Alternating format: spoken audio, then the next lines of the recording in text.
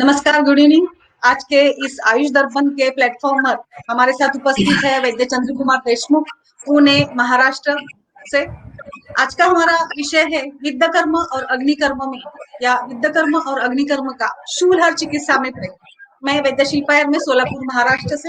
हमारे साथ उपस्थित है हमारी को ऑर्गेनाइजर डॉक्टर वंदना पाठक, लखनऊ कानपुर से, उत्तर प्रदेश से। तो आज के इस सेशन का प्रारंभ हम धन्वंतरी की वंदना से करते हैं। भगवान धन्वंतरी की वंदना कर हम इस सेशन का प्रारंभ करते हैं।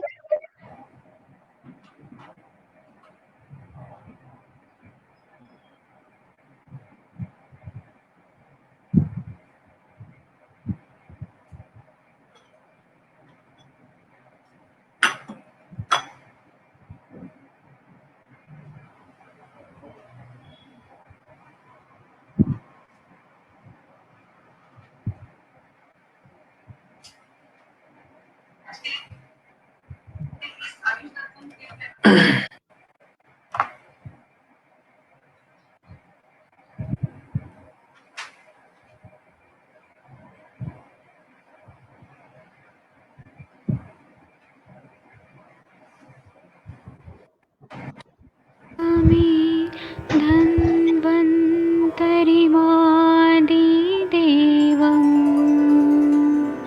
सुरासुरै वन्दितपादपद्मं लोके जरामृत्युनाशं दातारमीशं विविधौषधीनां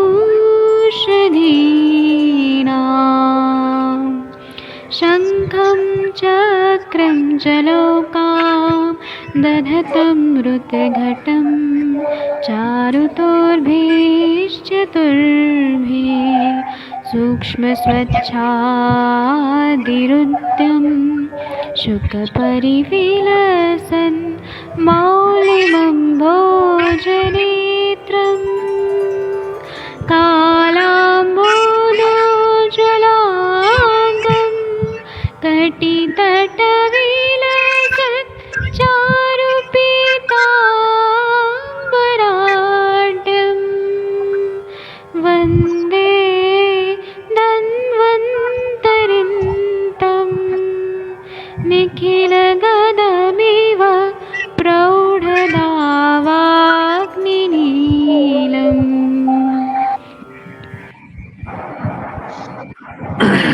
तो भगवान धन्वंतरी को नमन कर इस सेशन का प्रारंभ हम करते हैं।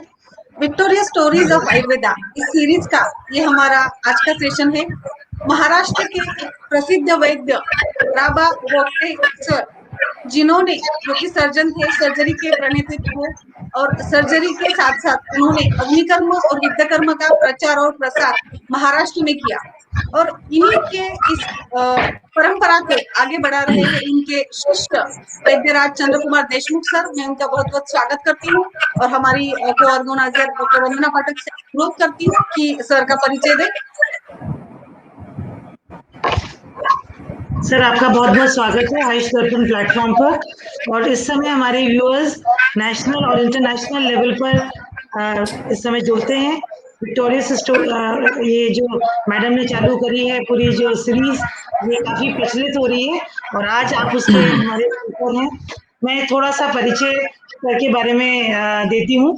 Chandrakant Deshmukh sir, he has passed his Ayurveda from Government Ayurvedic College, Nanded, and he has done his dietitian Yogacharya course from Ramtech University, Nagpur. He has attained gold medal in diet and Ayurveda, and Himalaya Company, the reputed company, has awarded him the Jeevak Award. Sir has got Mani Puruskar by Pune Tarachand Hospital, and he has conducted Karyashala at Nanded, Pune, and all colleges of Satara, Kolhapur, and Sangli, also Mumbai, Hyderabad, Gujarat, Aurangabad, and Nagpur. He has done his specialization in Agnikarm and Vidyakaram, and this treatment he has used in arthritis, disorder, pain management, He has treated more than 10,000 patients related to joint problems and more than 200 patients related to brain problems like autism, cerebral palsy, etc. We are proud to say that he gives free Ayurved medicine and consultation to cancer patients. And at present, he is pursuing research in hepatitis. Sir has conducted speech on Buddhism and Agni Karma throughout country, and he has done more than 50 times. His motive is to propagate this Paddhati in all the institutes of Ayurveda throughout the country and on the national and international level. We welcome you, sir, on this forum.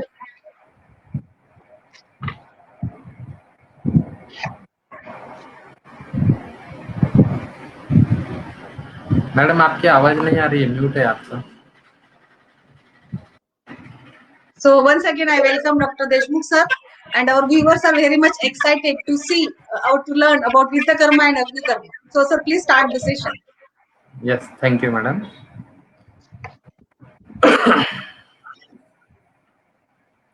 सबसे पहले सबको धन्यवाद. आयुष दर्पण platform पे मुझे वैद्य Shri Raghav Gopte sir का जो unique treatment है विद्या कर्मा एंड अग्नि कर्म वो प्रेजेंट करने के लिए मुझे आपने सर ने इनवाइट किया. इसके लिए सब श्रोताओं को धन्यवाद और मैडम को भी धन्यवाद. हम जब भी कोई भी सीखते हैं हमारे आयुर्वेद में, तो हमारे आयुर्वेद में चिकित्सा ऐसी रहती है कि गुरु शिष्य परंपरा से आती है. तो सबसे पहले I am just exiting from this screen.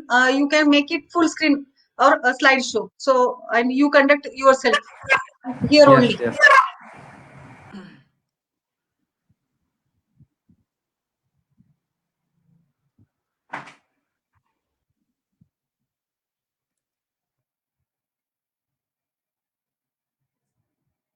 All right. Full screen. Yes.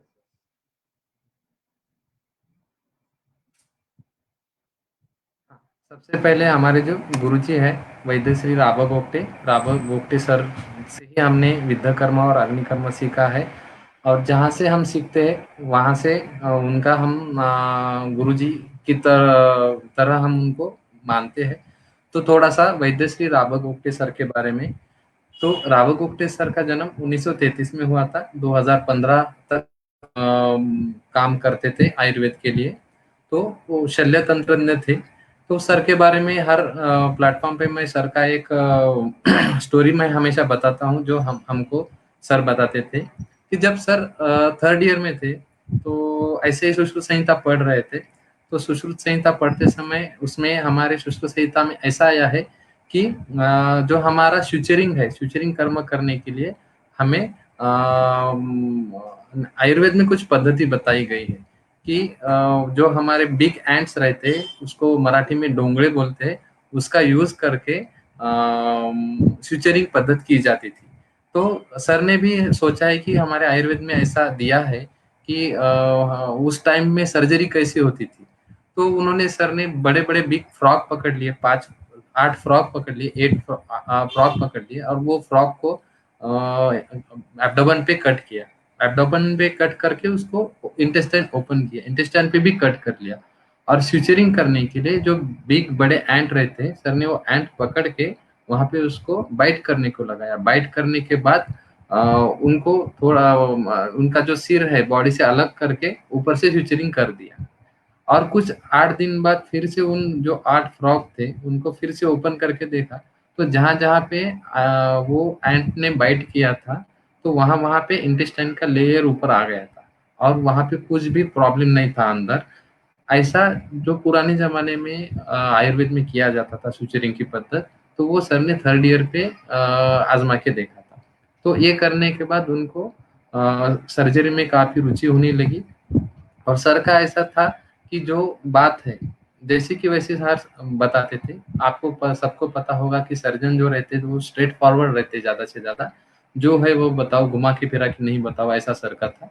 तो आज मैं आपको विद्या कर्म और अग्नि कर्म जो हम बताने वाले हैं, मैं आप आज सभी को पहले ही बताने वाला हूँ कि जो आप यहाँ पे ये प्लेटफॉर्म पे देखोगे या आप सीखने वाले हो, जो अभी तक हम करते आए हैं या गोप्ते सर ये 60 साल में करते आए हैं, जो हम प्रैक्टिस में आज रोज यूज करते हैं। आज भी हमने प्रैक्टिस में जितने 150 पेशेंट को विद्याकर्म अग्निकर्म किया है, जैसे कि वैसे में हम आपको बताने वाले हैं। आप ये देख के भी सब सीख सकते हो।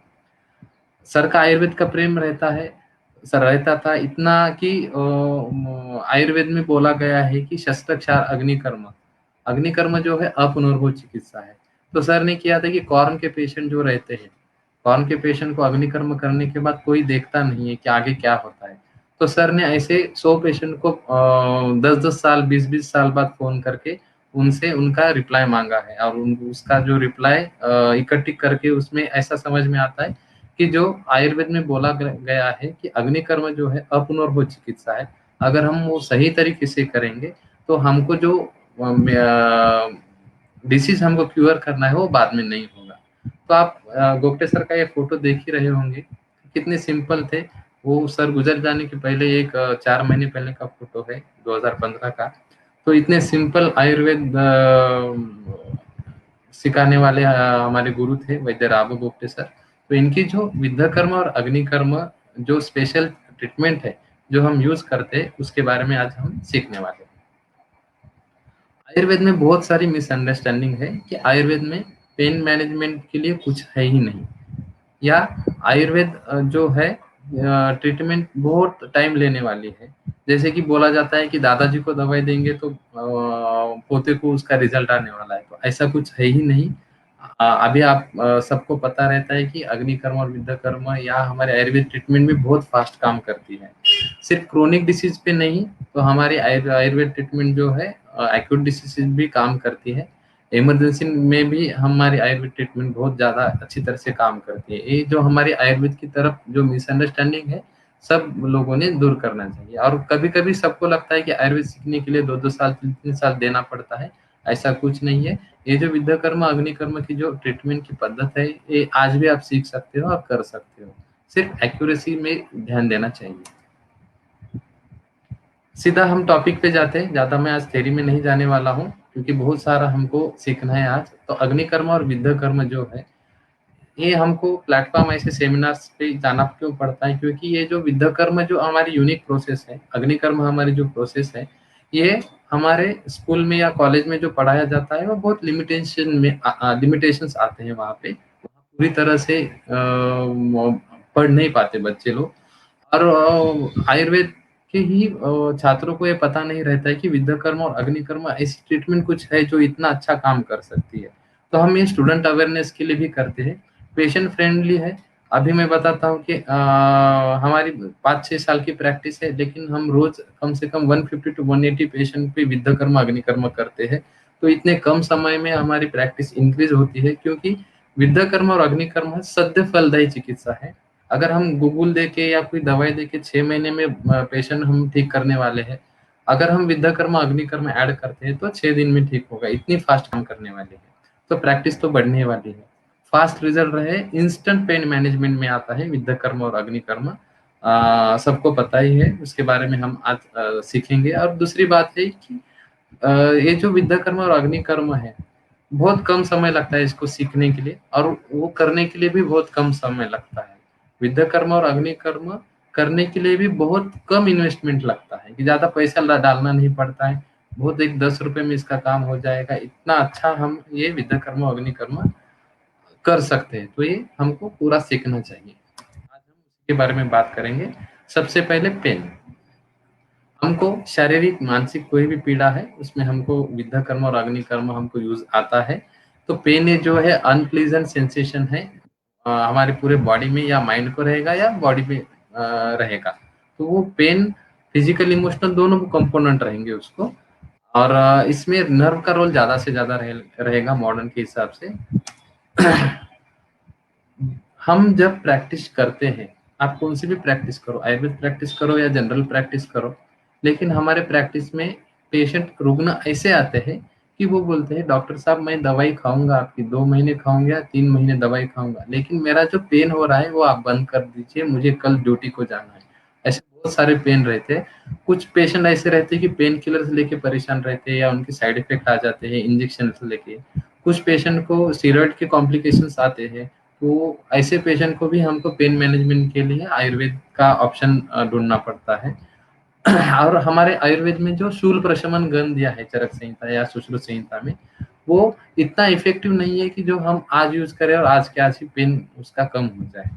तो हमको ऐसी कोई नई टेक्निक जाननी चाहिए जो पेशेंट का पेन मैनेजमेंट सही तरीके से कर पाए। मैं दो बात हमेशा बताता हूँ कौन से भी व्याख्यान में, कि विद्ध कर्म और अग्निकर्म हम दो तरह से यूज करते हैं। विद्ध कर्म और अग्निकर्म हम पेन मैनेजमेंट के लिए यूज करते हैं। दूसरा हमारा विद्ध कर्म और अग्निकर्म वो रहेगा हमारा डिसीज मैनेजमेंट के लिए रहेगा। तो पेन मैनेजमेंट और डिसीज मैनेजमेंट हम दोनों भी आज हम देखने वाले हैं। पूछोगे कि ये विद्ध कर्म और अग्निकर्म कहाँ आया है ग्रंथ में, तो सुश्रुत संहिता में जो अतः शिरा व्याधि शारीरम व्याख्यास्याम यो अध्याय है शारीस्थान में सूत्र स्थान में, वहां पे हम ये पढ़ सकते हैं। अग्निकर्म विधि अध्याय में भी आया है, वाग्भट में भी आया है, सुश्रुत में भी आया है। तो वो हम ये दोनों संहिता का रेफरेंस लेके ये विद्ध कर्म और अग्निकर्म करते हैं। ज्यादा थ्योरेटिकल में नहीं जाने वाला हूँ, क्योंकि ये जो विद्ध कर्म और अग्निकर्म है शल्य कर्म में आता है, अनुशस्त्र में आता है। तो ये हमको ज्यादा से ज्यादा योग्याभ्यास या देखने से या किसी डॉक्टर के पास सीखने से हमको समझ में आ जाएगा। संहिता में सबको आपको इसके रेफरेंस मिल जाएंगे, शिरावैध विद्या अध्याय में और अग्निकर्म अध्याय में मिल जाए। तो हम एक उसका फर्स्ट टॉपिक है विद्ध कर्म। विद्ध कर्म मीन्स वेदन, संस्कृत शब्द आया है विद्ध से, तो वो जो उसका अर्थ ये है कि हमको वेदन कर्म करना है। वेदन मीन्स टू पंक्चर, कहीं तो भी हमको पंक्चर करना है। तो पंक्चर करने से क्या होगा, वहां पे जो स्त्राव, वहां पे जो दुष्ट वायु है, वहां पे जो दुष्ट पित्त है या गति अवरोधक कोई भी क्रिया वहां पे हो चुकी है, उसको हमको दूर करने के लिए पंक्चर करना है। एग्जाम्पल मैं देता हूँ, जैसे कि हम टैपिंग करते हैं। टैपिंग क्या है कि एसाइटिस हो चुका है, उधर बढ़ गया है, उधर वृद्धि हो गई, तो हम वहां पे जो जल है, द्रव गुण बढ़ गया है, वहां पे जो पानी बढ़ गया है वो निकालने के लिए जो हम सुई लगाते हैं वो भी विद्ध में आ जाएगा। जो विदृधि में वहां पे पूय बन गया है तो वो निकालने के लिए जो आचूषण बोला है सुश्रुत संहिता में, वो भी विद्ध कर्म हो गया। हम रक्त मोक्षण करने के लिए जो हम नीडल यूज करते हैं या स्काल्प यूज करते हैं वो भी विद्ध हो गया। आजकल कपिंग थेरेपी बहुत ज्यादा चलती है, वो भी विद्ध कर्म के अंदर आता है। तो ये जो हमारा विद्ध कर्म है वो विद्ध मीन्स टू पंक्चर है। मैंने जैसे पहले बताया वो दो बातें के लिए हम यूज करते हैं, एक पेन मैनेजमेंट के लिए और दूसरा डिसीज मैनेजमेंट के लिए, वो हम आगे देखने वाले हैं। विद्ध कर्म के लिए इंस्ट्रूमेंट्स क्या क्या लगते हैं, अगर हम सुश्रुत संहिता में देखेंगे या वाग्भट में देखेंगे तो वेदन कर्म करने के लिए आरा शस्त्र बोला गया है। तो आरा शस्त्र हम आज के जमाने में नहीं कर सकते क्योंकि वो दिखने में बड़ा है या वो इतना इजीली अवेलेबल नहीं हो सकता, हमको वो बनाना पड़ता है। तो हम विद्ध कर्म के लिए निडल्स यूज करते हैं। हम जो स्काल्पेंस रक्त मोक्षण के लिए यूज करते हैं वो भी हम विद्ध कर्म के लिए यूज करते हैं।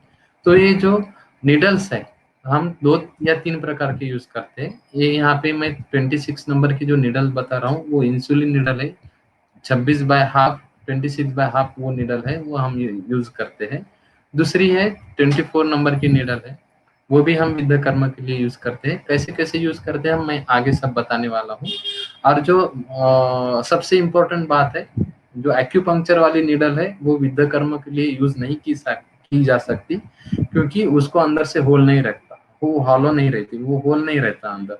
तो हमको विद्ध कर्म करने के लिए जो निडल चाहिए वो अंदर से हॉलो होनी चाहिए, भरी नहीं चाहिए अपने को, क्योंकि हमको जो वहां से द्रव या पूय पदार्थ या हमको जो दुष्ट वायु है वो सब निकालने के लिए वो निडल हॉलो चाहिए, ये ध्यान में रखना है। तो हम ये यूज करते हैं। आप कौन सी भी निडल पेशेंट के अनुसार हम यूज कर सकते हैं। सबसे इम्पोर्टेंट बात सब मैं व्याख्यान में बोलता हूँ कि अभी मैं सब व्याख्यान में 3 बातें मैं बोलता हूँ, एक ही बात 3 बार बोलता हूँ, जो मैं अभी पहली बार बोल रहा हूँ। विद्ध कर्म और अग्नि कर्म के लिए इम्पोर्टेंट, अग्नि कर्म में बोला गया है कि अत्यग्रि शूले दहेत, जहाँ पे शूल है वहां पे अग्नि कर्म करना है। लेकिन विद्ध कर्म के लिए पूरा जो हमारा शिराव्याध विधि अध्याय दिया है, उसमें कहाँ पे विधन कर्म करना है या कहाँ पे रक्त मोक्षण करना है, उनकी जगह फिक्स है। ध्यान में रखना है, अग्नि कर्म कहीं भी कर सकते हो, अत्यग्र शूले दहेज।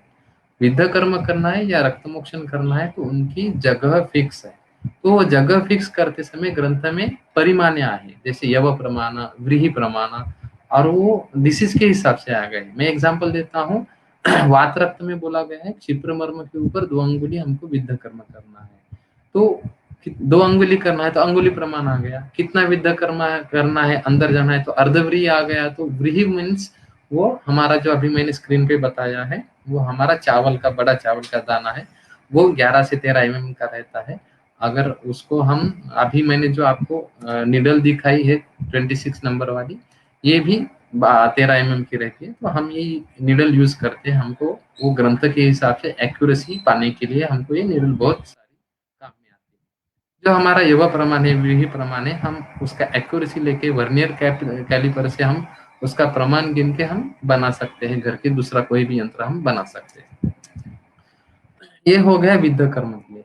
हम अगर ये विद्ध कर्म का परिमाण देखेंगे और विद्ध कर्म को जो लगने वाली नीडल है वो देखेंगे तो बहुत चीप है, 70 पैसे में आती है।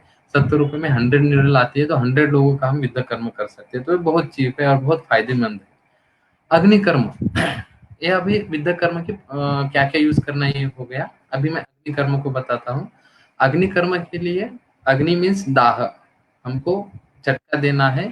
ये शस्त्र क्षार अग्निकर्म, क्षारात अग्नि गरियान ऐसा बोला है। शस्त्र काय चिकित्सा से जब रिजल्ट नहीं आ रहा है मेडिसिन से, तो हम उसको सर्जरी बोलते हैं। अगर उससे नहीं रिजल्ट हो रहा है तो हम क्षार कर्म बोलते हैं। अगर क्षार कर्म से नहीं हो रहा है तो फाइनली डेफिनेटली अग्निकर्म से होगा ही होगा, क्योंकि अग्निकर्म जो है अपुनर्भव चिकित्सा है। तो उसमें बोला है, मैंने अभी बोला है कि अत्यग्र शूले दहेज, कहाँ पे अग्निकर्म करना है, जहाँ पे ज्यादा से ज्यादा पेन है वहां पे अग्निकर्म करना है पेन मैनेजमेंट के लिए।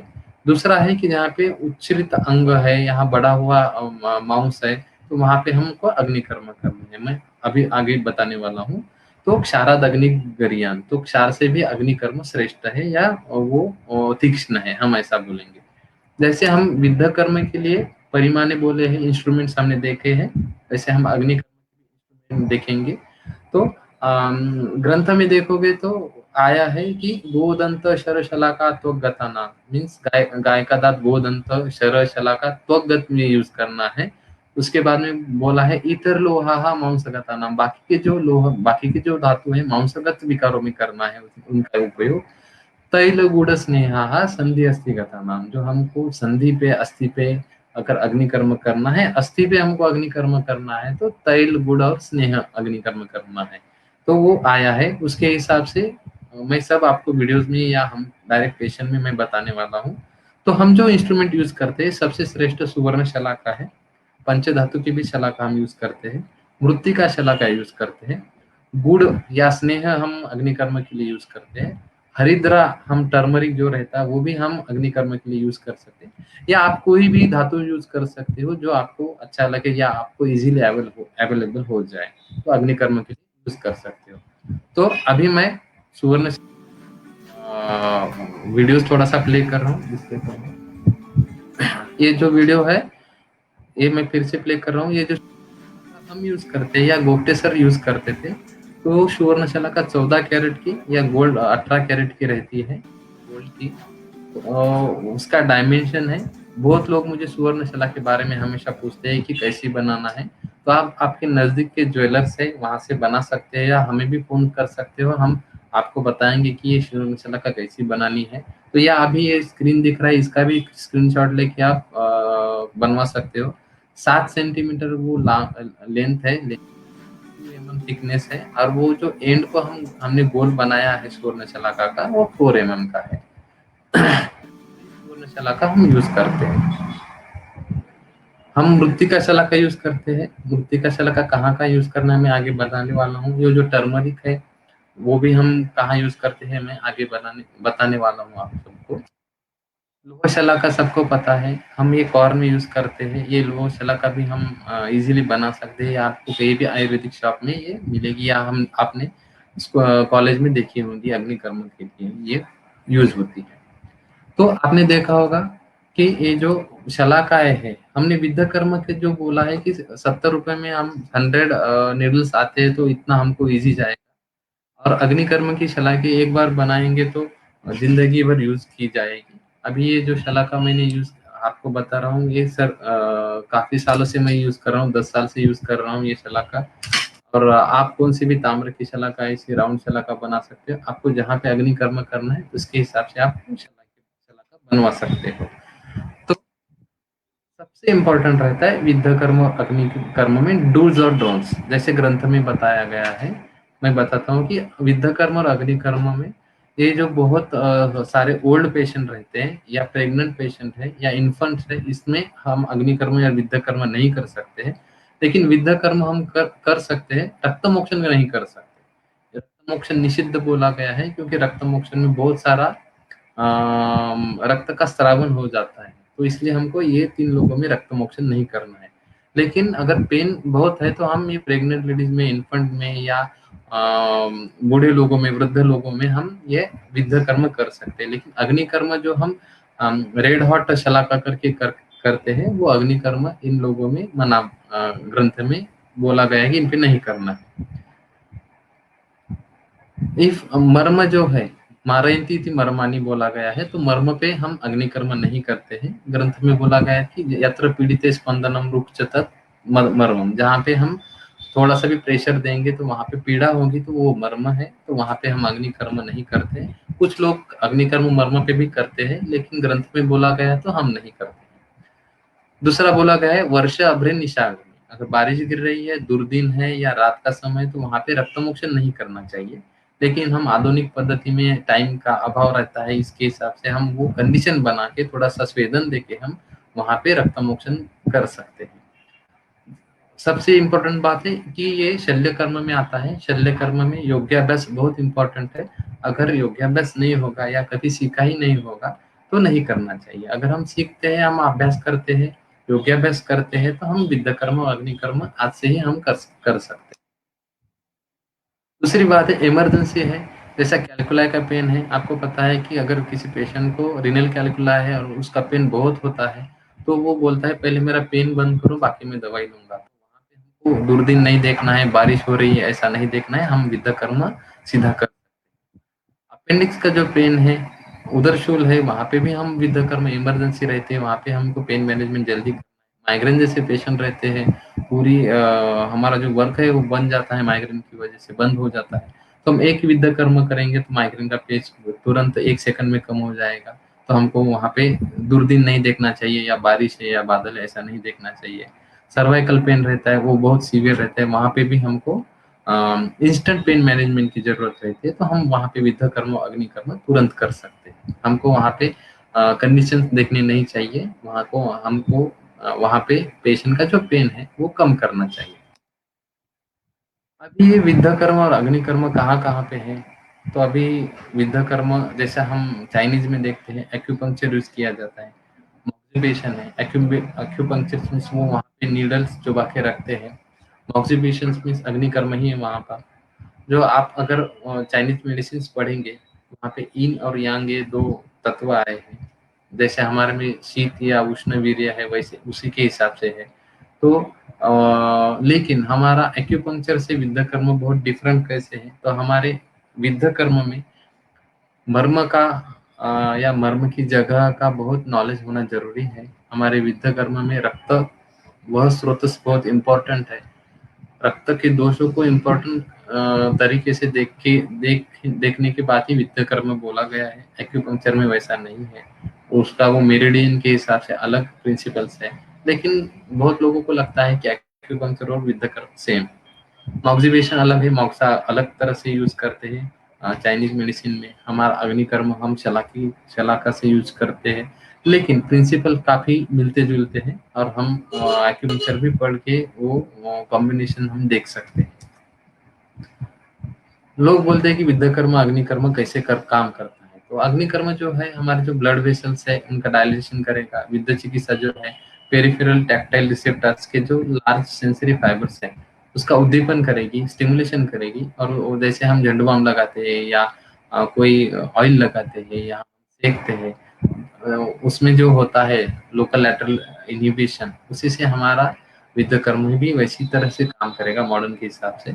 ये सिर्फ बताने के लिए रहेगा, लेकिन हमारा विद्ध कर्म या रक्तमोक्षण जो चिकित्साएं है, वो चिकित्साएं हमारे दोषों के ऊपर निर्भर रहती है, पित्त दोष के ऊपर, वात दोष के दोषों के ऊपर।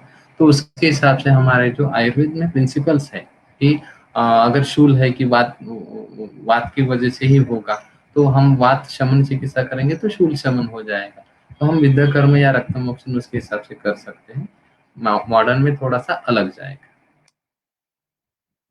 सबसे इम्पोर्टेंट है सरफेस मार्किंग। हम कोई करते हैं या हम कोई भी अग्नि कर्म कर रहे हैं, तो हमको बॉडी का एनाटॉमी, हमको सरफेस मार्किंग बहुत इंपॉर्टेंट है। मैं यहाँ पे एक वीडियो प्ले कर रहा हूँ। हमको पता होना चाहिए बॉडी में अंदर कौन सा ऑर्गन, जैसे मैं ये बैक पेन का सरफेस मार्किंग अभी देखा हूँ, और अभी ये बैक पेन का पेशेंट है, तो हमको वहाँ पे अगर विद्ध कर्म या अग्नि कर्म करना है, तो हमको वहाँ पे सरफेस मार्किंग पता होनी चाहिए। अभी जो मैंने पॉइंट किया है वो L5 L4 के बीच में की डिस्क है। अगर हमको अग्नि कर्म करना है तो हम डिस्क के पैरेलली करेंगे। तो वो मार्किंग करने के लिए हमको सबसे इम्पोर्टेंट है सरफेस मार्किंग पता होना चाहिए। तो सरफेस मार्किंग आपको फर्स्ट ईयर में ही सिखा जाता है एनाटॉमी में। वो हम ज़्यादा से ज़्यादा रिवाइज करेंगे तो हमको एक्यूरेसी ऑफ विद्ध कर्म एंड अग्नि कर्म में हमको ज़्यादा से ज़्यादा फायदा होगा। और हम अपुनर्भव अग्निकर्म, जैसा बोला गया है कि अपुनर्भव चिकित्सा है, रैंडम करने की जगह अगर हमको सरफेस मार्किंग पता होगी तो उसके हिसाब से हम एक्यूरेसी ला सकते हैं हमारे ट्रीटमेंट में। सीधा हम जाएंगे अभी क्षिप्र और वात। अभी तक मैंने थेरोटिकली बोला गया है, क्या क्या बोला गया है, 3 बातें इंपॉर्टेंट है। एनाटॉमी पता होना चाहिए हमको, सरफेस मार्किंग पता होनी चाहिए, दूसरा होना चाहिए कि विद्ध कर्म या अग्नि कर्म के लिए क्या क्या यूज करेंगे वो हमारे पास चाहिए, और तीसरा चाहिए कि योगाभ्यास या हमारा नॉलेज चाहिए कि हम विद्ध कर्म अग्नि कर्म कहाँ करना चाहिए, और सिलेक्शन ऑफ डिसीज इम्पोर्टेंट है। तो वो डिसीज कैसे कैसे हम सेलेक्ट करते हैं अभी हम देखेंगे। अभी सबसे पहले हम जाते हैं वात रक्त की तरफ। तो वात रक्त में बोला गया है क्षिप्र मर्म पैर में है, क्षिप्र मर्म से उपरिष्टा द्वय अंगुले व्रीहि मुखेन शिरा विद्यते।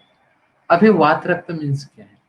तो वात रक्त बोल तो पाद दाह, पाद सुक्ति, हमारे पैर में कहीं पे हमको वेदना है, हमारे पैर में कहीं पे दाह है, जैसे हम न्यूराइटिस में देखते हैं, डायबिटीज न्यूराइटिस में देखते हैं दाह है। अगर कभी हमारा पैर पे आघात हुआ है, उसकी वजह से रक्त और वात दृष्टि हो गई है, तो वो भी वात रक्त में जाएगा। हमारा कभी फ्रैक्चर हो चुका है पहले, उसकी वजह से वेदना है, वो भी वात रक्त में जाएगा। ऐसे जो भी डिसीजेस हैं हमको वात रक्त के जैसे लक्षण दिखते हैं, वहां पे हमें क्षिप्र मर्मणोपरिष्टा द्वय अंगुले व्रीहि मुखेन शिरा विद्यते ऐसा बोला गया है। तो हमको क्षिप्र मर्म कहाँ है ये पता होना चाहिए। पादस्य अंगुष्ठ अंगुलियों मध्य, हमारा जो मैं यहाँ पे कर्सर घुमा रहा हूँ, पादस्य अंगुष्ठ है अंगुलियों मध्य, नीचे से अंगुष्ठ और अंगुली के मध्य में क्षिप्र मर्म है। तत्र विद्ध से आक्षेपणम वर्णम च, वहां पे अगर विद्ध कर्म करेंगे तो आक्षेपक हो जाएगा, और उसके बाद मरणम च, मृत्यु हो जाएगा। लेकिन वहां पे हमको विद्ध कर्म करना है क्या? नहीं है। बोला गया है कि क्षिप्र मर्म न उपरिष्टा, क्षिप्र मर्म के ऊपर हमको 2 अंगुली वहां पे विद्ध कर्म करना है। तो मैं आपको सीधा वीडियो पे ले जाता हूँ। मैं ऐसे वीडियो मैंने कलेक्ट किए हैं कि जो सीधा गोप्टेसर करते समय, हमारे पास बहुत ऐसी वीडियो हम खुद कर रहे हैं ऐसा है, लेकिन हम वैद्य राघव गोप्टेसर को आप तो मानते हैं, तो वो जो वीडियो वो करते समय जो स्वीट होते हैं ना, मैंने अभी बताया क्षिप्र मर्मनस्य उपरिष्टात द्वय अंगुली, क्षिप्र मर्म के ऊपर। मैं फिर से वहां पे जाता हूँ। क्षिप्र मर्म डॉर्सल साइड से है, नीचे के साइड से, उसके ऊपर 2 अंगुली हमको विद्ध कर्म करना है। ये हम वात रक्त में विद्ध कर्म करेंगे। मैं यहाँ पे पॉज कर रहा हूँ। यहाँ पे डीप पेरोनियल नर्व है, डॉर्सलिस पेडिस आर्टरी है, और मेटाटार्सल आर्टरी है। तो यहाँ से हम अगर रक्तमोक्षण करते हैं तो हमारा ये उंगलियों का जो शूल है, दाह है, सुक्ति है, वेदना है, वो हमको तुरंत कम होते दिखेंगी। अभी जो देखोगे तो रक्त मोक्षण ही है, लेकिन विद्धकर्म में ज्यादा ब्लड नहीं निकलता है। जो विस्त्रावी या पित्ता, अभी जो पेशेंट पे हमने विद्धकर्म दिखा रहे हैं वो पातदाह का पेशेंट है। ओपी सर ने वहां पे विद्धकर्म किया है क्षिप्रमर्म के ऊपर 2 अंगुली। तो ऐसे पेशेंट को विद इन 2 या 3 सेकंड में दाह कम होते हुए दिखता है। रक्त मोक्षण ये अर्ध चिकित्सा बोली गई है, पूरी चिकित्सा नहीं। जैसे बस्ती कर्म है जो पूर्ण चिकित्सा है, रक्त मोक्षण अर्ध चिकित्सा बोली गई है। क्योंकि अर्ध क्यों बोला है, इसके साथ में आपको काय चिकित्सा के सब दोष दूषित सिद्धांत पता होने चाहिए, उसके हिसाब से आपको वो दवाई देनी चाहिए। उसके बाद में जो आधा काम है विद्ध कर्म कर जाएगा, रक्त मोक्षण। जैसे मैं बताता हूँ यहाँ पे क्षिप्रमर्म से उपरिष्टा 2 अंगुले, कहाँ कहाँ पे पाददाह, पाद सुप्ति, पाद वेदना, अंगुली वेदना, स्तंभ, वात रक्त वेदना, आमवात की वेदना, सब वेदना में हम ये क्षिप्रमर्म करना है।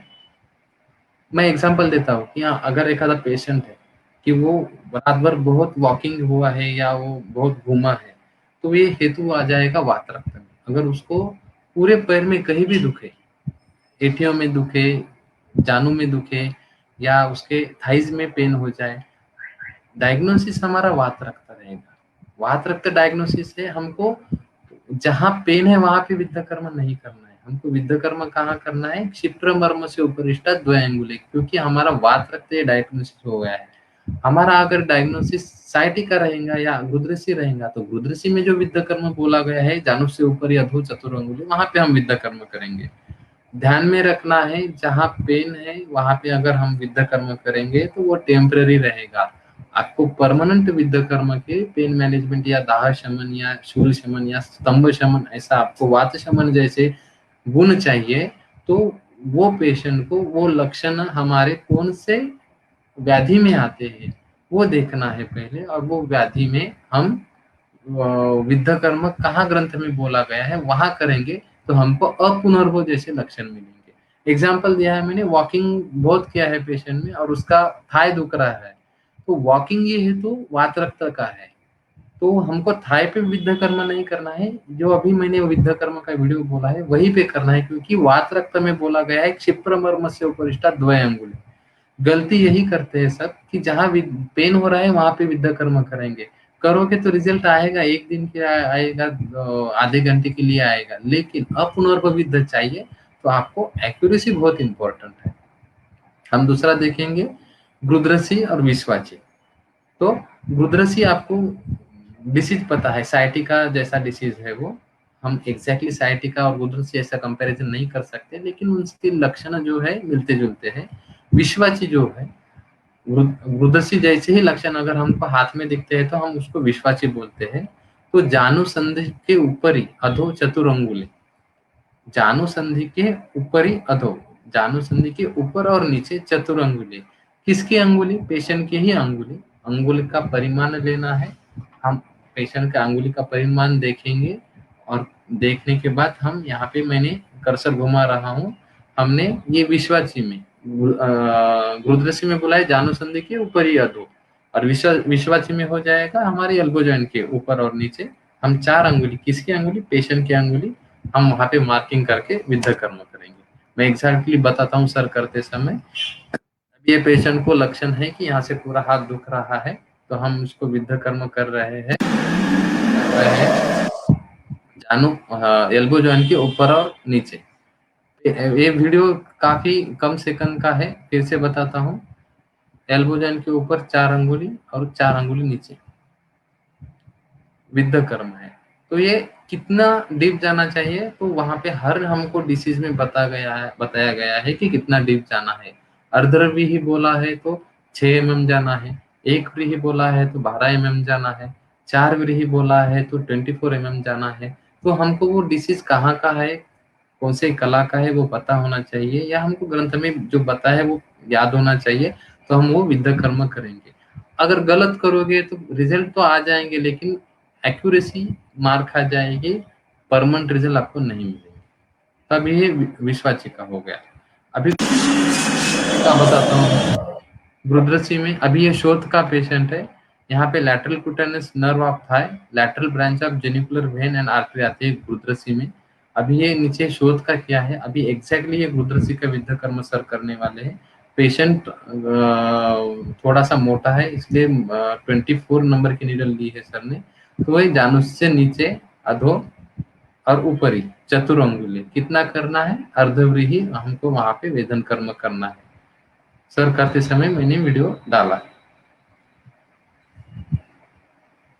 अभी शोल्डर पेन का मैं यहाँ पे विद्या कर्म सर करते समय बता रहा हूँ, जो हमारा विश्वाची में ही आ जाएगा। रुद्रसी में क्या बोला है, स्पीक स्पीक पार्श्व कटी पृष्ठ उरु जानो जंगम पदांग प्रमाण, बोले तो नीचे से ऊपर पीछे से नीचे तक जो वेदना हो रहा है हम उसको रुद्रसी बोलेंगे, साइटिका बोलेंगे। वैसे अगर हाथ को हो रहा है ऊपर से नीचे तक तो हमको विश्वाची हम उसको बोलेंगे। तो उसको कहाँ बोला है, विश्वाची प्रभुतेषु पाद दाहंतेषु यथा उत्तम श्रीराम विधवा व्यात व्याधिवत उपाचरे। हमें साइटिक में जैसा बोला है रुद्रस में, उसके हिसाब से ही पाद दाहंतेषु यथा उत्तम। अभी मैं वो वीडियो बता रहा हूँ। विद्या कर्म करना है, ये जो विद्या कर्म है पेशेंट को बता के करना है। अगर हम पेशेंट को नहीं बताएंगे कि हम वहां पे विद्या कर रहे हैं तो पेशेंट वहां पे झटका मार सकता है। आप अभी देख सकते हैं पेशेंट को पता नहीं है विद्या कर्म कर रहे हैं, बाद में सर बोलते हैं। अगर हम नहीं बताएंगे, एक बार पता चल गया तो पीछे नहीं हटते। तो हमको एक एक अंगुली हमको ट्रेपेजियस मसल के लैटरल बॉर्डर पे हम विद्या कर्म करते हैं। अब हम जिह्वा विकार के देखेंगे। करता है तो जिह्वा विकार में बोला है जिह्वा मूले जिह्वा रोगे विद्येत। हमको टंग के जो बीमारी है, हमको सेंस नहीं आ रहा है। अभी हम कोरोना में जिनको टेस्ट नहीं रहते उन काफी पेशेंट को हमने कम से कम 2 से 3 हजार पेशेंट को जिह्वामूल विद्या किया है। जिनको टेस्ट नहीं आती है या जिनको फाइब्रोसिस डेवलप हो रहा है या जिनको दंतशूल है, जिह्वा रोग जो भी है वहां पे हमको जिह्वा जड़त्व है, जो इजीली बोल नहीं पाते बच्चे लोग, उनको भी अधो जिह्वा हम विद्या कर्म करेंगे। वहां पे डीप लिंगुअल वेन रहेंगी और वहां पे हम विद्या कर्म करने के बाद हमको वहां पे थोड़ा सा रक्तस्राव दिखेगा। ये हमको जिह्वा विकार में यूज करना है। डीप लिंगुअल वेन है वहां पे हमको ये विद्या कर्म करना है। मैं बताता हूँ, एक जो पेशेंट था, ये जो पेशेंट है ज्वर का था, 3-4 महीने से टाइफाइड चल रहा था, कुछ टेस्ट नहीं हो रही थी। तो हमारे एक सर ने उसको विद्या कर्म किया है नांदेड़ में। तो विद्या कर्म करने के बाद वहां पे आप देखोगे कि ब्लड निकल रहा है, तो वो वहां का रक्त मोक्षण हो गया है और उसकी वजह से उसका टेस्ट बाहर पेशेंट जाने तक उसका टेस्ट आ चुका था। तो हमें इतना एक्सपीरियंस हम अनुभव कर सकते हैं कि हमको ये तुरंत रिजल्ट देता है। दूसरा विद्या कर्म मैं बताने जा रहा हूँ, गंध अग्रहणे नासाग्रे नासाग्रे। अभी हमको सांस ले रहे हैं या हमको गंध ज्ञान नष्ट हो गया है। जैसे कोरोना में हमको एनोस्मिया होता है, बहुत लोगों को समझ में नहीं आता है, गंध ज्ञान ही नष्ट हो जाता है। तो हम ऐसे भी पेशेंट को हमने बहुत रिजल्ट दिए हैं कि जिनको गंध ज्ञान है ही नहीं कब से। तो वहां पे रक्त मोक्षण बोला है, नासा रोगे नासाग्रे विद्या। तो हम नासाग्र पे विद्या कर्म करेंगे। तो वहां पे क्या है, एक्सटर्नल नेजल नर्व है और लैटरल नेजल आर्टरी है। तो वह उस आर्टरी में नजदीक हम विद्या कर्म करेंगे तो गंध ज्ञान एक ही सेकंड में आना शुरू हो जाता है। जो हम विद्या कर्म कर रहे हैं तो ये ध्यान में रखना है, अर्धव्रीहि वहां पे विद्या बोला गया है तो आधी नीडल अंदर जानी चाहिए।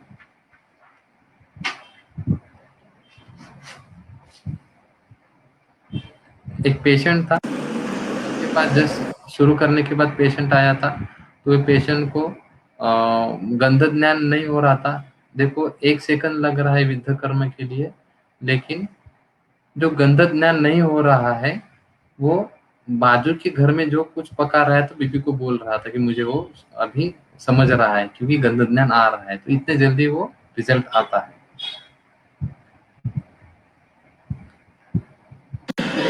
आपली मुलगी से हस्ततल के जो हस्तस्तंभ है, जैसे हमको पोस्ट आमवाद जैसे पेशेंट में स्तंभ रहता है, आघात होने के बाद स्तंभ रहता है, तो स्तंभ दूर करने के लिए हमको ये अंगुली के बीच में विद्ध कर्म करना है, जो गुप्तेश्वर करते थे। वो करते समय ही हमने वीडियो डाला है यहाँ पे। जो अंगुली की वेदना है, जैसा हमने क्षिप्र बोला गया है, पहले ही मैंने बोला गया है कि अगर हेतु वात रक्त जैसे है, तो यहाँ पे हम गुप्तेश्वर क्षिप्र का विद्ध कर्म, क्षिप्र मर्म के ऊपर जो 2 अंगुली विद्ध कर्म है वो यहाँ पे कर रहे हैं। तो बहुत लोग पूछते हैं कि कितना करना है, तो एक ही बार करना है, कितनी टाइम निडल अंदर रखना है, तो वो वायु का सूक्ष्म गुण है, वहां पे हमको क्या आधा घंटा 1 घंटा ऐसे निडल रखने की जरूरत नहीं रहती है। 2 से या 3 सेकंड में हमारा काम हो जाता है विद्ध कर्म। सबसे इम्पोर्टेंट पेशेंट रहते हैं जो पेन सब आज भी आप करोगे तो आपको ये जादू जैसा महसूस होगा, इतना अंगुष्ठ मूल विद्ध काम करता है। तो ये रिनल कैल्कुलाई में किया जाने वाला विद्ध कर्म है।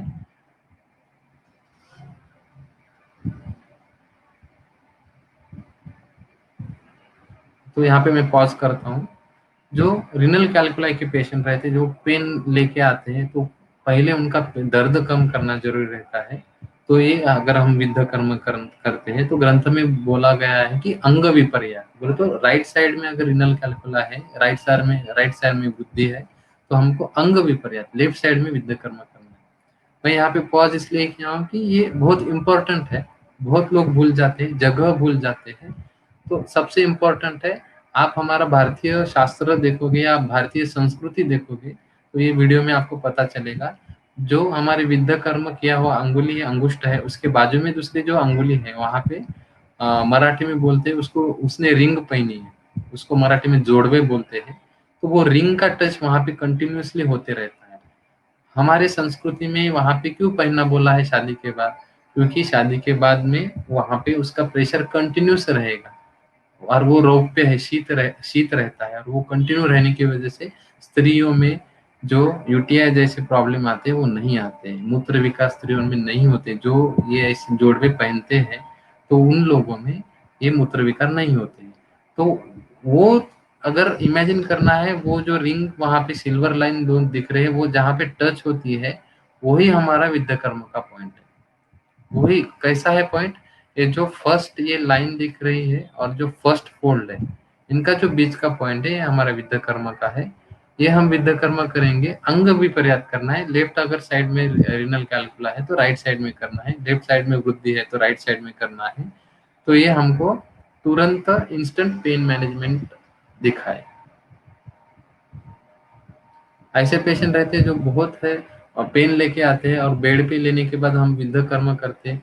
विद्ध कर्म करने के बाद तुरंत पेशेंट नीचे आने तक उसका पेन कम हो जाता है।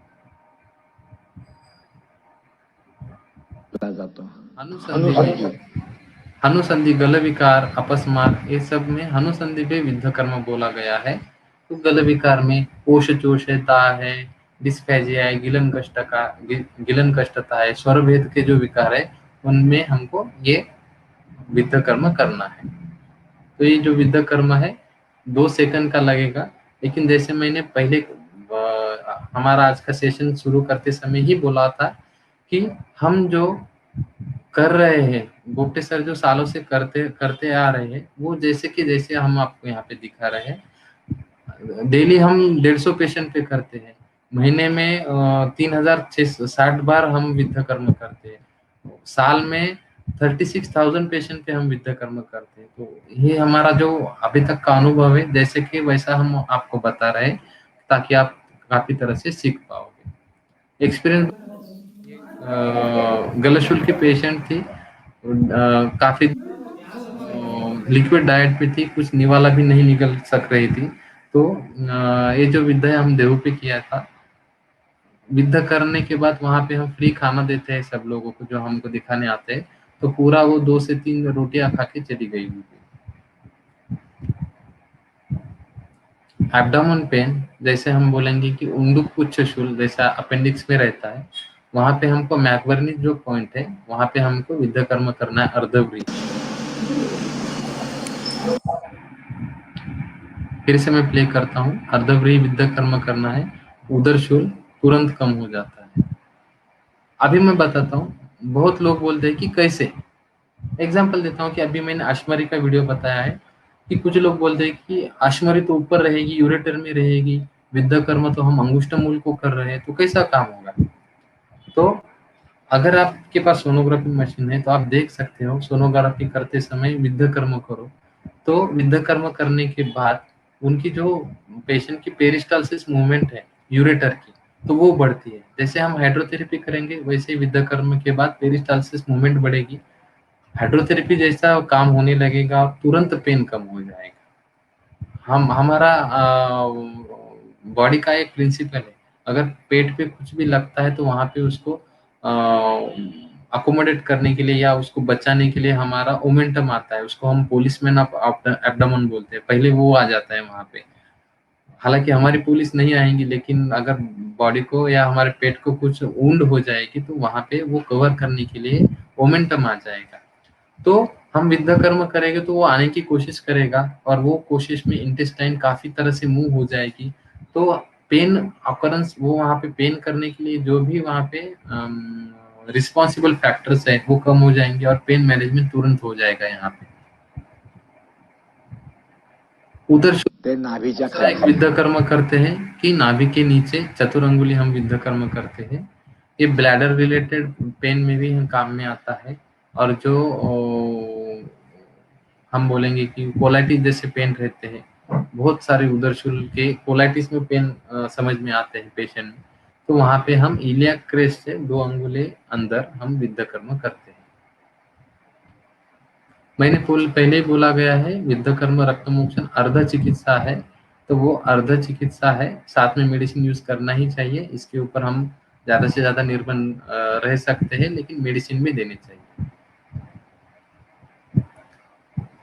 नंतरचा आहे तो जिव्हा मुले जिह्वा का मैंने बताया, नंतर मैं एक्सपीरियंस बताता हूँ। आप देखोगे मैंने उसको पिछले साल कोरोना के पहले विद्या कर्म किया था, 2-3 साल पहले का वीडियो है।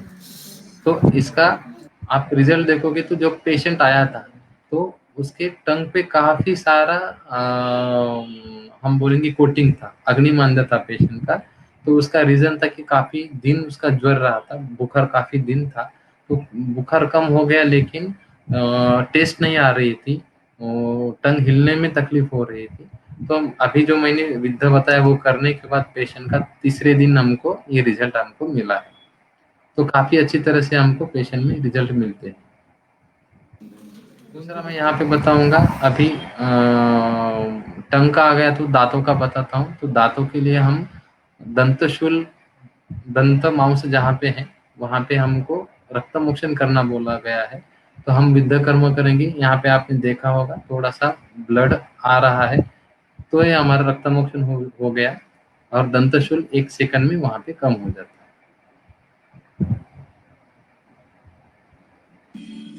डेंटल कैरेज में हम अग्निकर्म करते हैं, तो अग्निकर्म मैंने पहले ही बोला था कि तैल गुड़ स्नेह संधि अस्थि गता, हमारा दांत जो है अस्थि है, तो वहां पे हमको स्नेह अग्निकर्म करना है। तो स्नेह अग्निकर्म करते समय हम वहां पे मोम रखते हैं, हम मोम यहाँ पे मोम वहां पे प्लेस कर रहे हैं, और मोम प्रेस करने के बाद वहां पे हम अग्निकर्म कर रहे हैं। आपको आवाज नहीं आ रही होगी क्योंकि वहां पे मैंने यहाँ पे ऑडियो म्यूट किया है वीडियो का। तो वो अग्निकर्म करते समय हम सुवर्ण शलाका गर्म कर रहे हैं, वहां पे हमने वहां पे जहाँ पे पेन हो रहा है, दंतशूल हो रहा है, वहां पे हम मोम रखा है, मधुच्छिष्ट बोलते हैं, हनी वैक्स, बी वैक्स बोलते हैं। तो वहां पे हमने बी वैक्स रखा है क्योंकि हमको स्निग्ध अग्निकर्म कर रहा है, और वो वैक्स को हम गर्म कर रहे हैं। उसके हिसाब से वो वैक्स गर्म होके दाह, वो स्निग्ध दाह मिलेगा, और स्निग्ध दाह मिलने से दंतशूल कम हो जाएगा।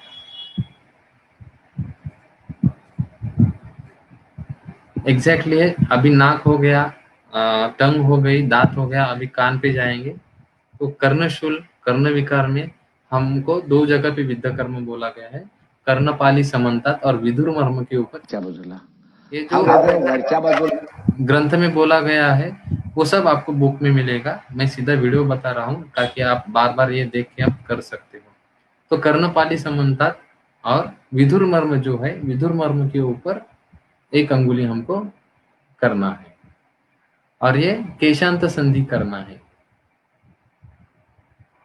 ये हमारा हो गया। ये कर्णशूल, कर्ण विकार, कर्ण बाधिर्य, कर्ण स्राव, पुति कर्ण, ये सब यहाँ पे कर्ण के विकार में हम ये विद्या कर्म कर सकते हैं। चिकित्सा कराया सांगितली। अभी हमको मेड्र विकार, जैसे पेनिस के विकार आते हैं, इरेक्टाइल डिसफंक्शन रहता है पेशेंट को, वृद्धि रहती है, ऐसे सब पेशेंट में हम ये पेनिस का हम विद्या कर्म ग्रंथ में बोला गया है मेड्र विकार में, आप सुश्रुत संहिता में उसकी जगह देख सकते हो।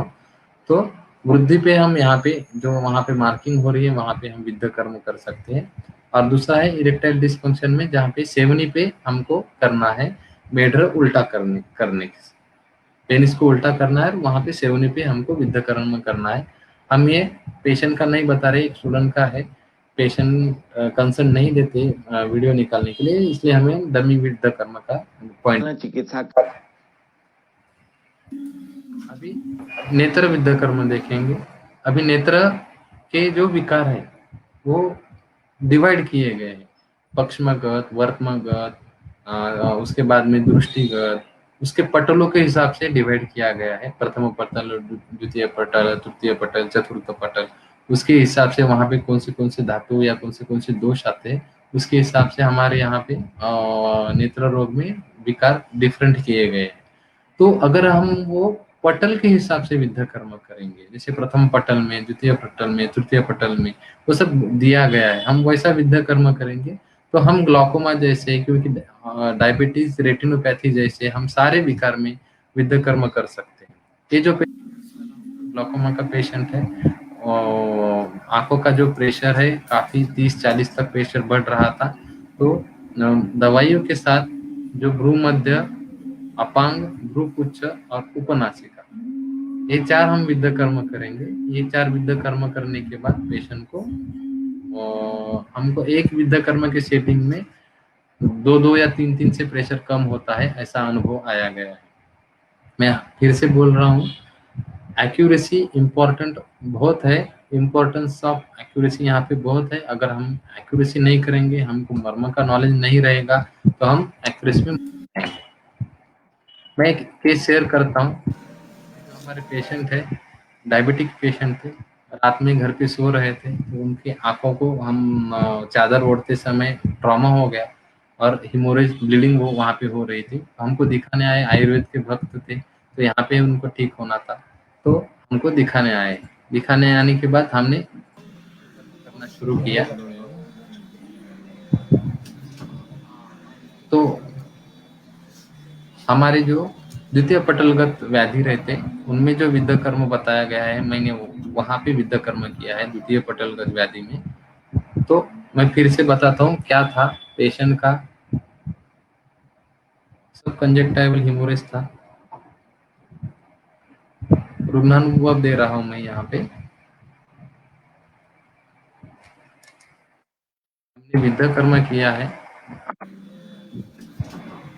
भ्रूमध्य,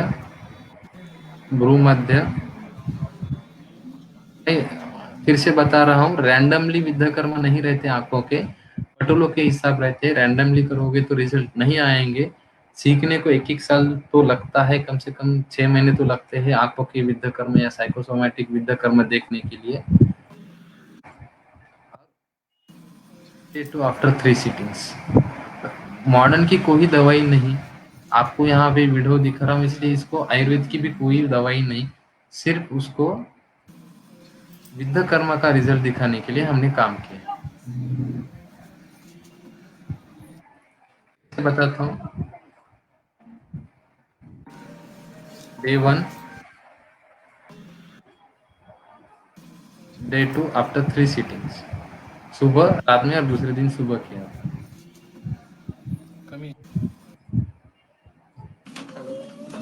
दूसरे केस बताता हूँ कि टोसिस था, आंखों को देखिए, इधर क्या घूम नहीं रही है, लेगैप्थोलमस है, यहाँ से वहां नहीं हो रही है, नीचे से ऊपर नहीं हो रही है, टोसिस है, आघात हुआ था, विजन भी बहुत कम हो गई थी वो साइड की। तो हमने अभी जो मैंने विद्या कर्म किया है वही बताया था, टाइम में बचा।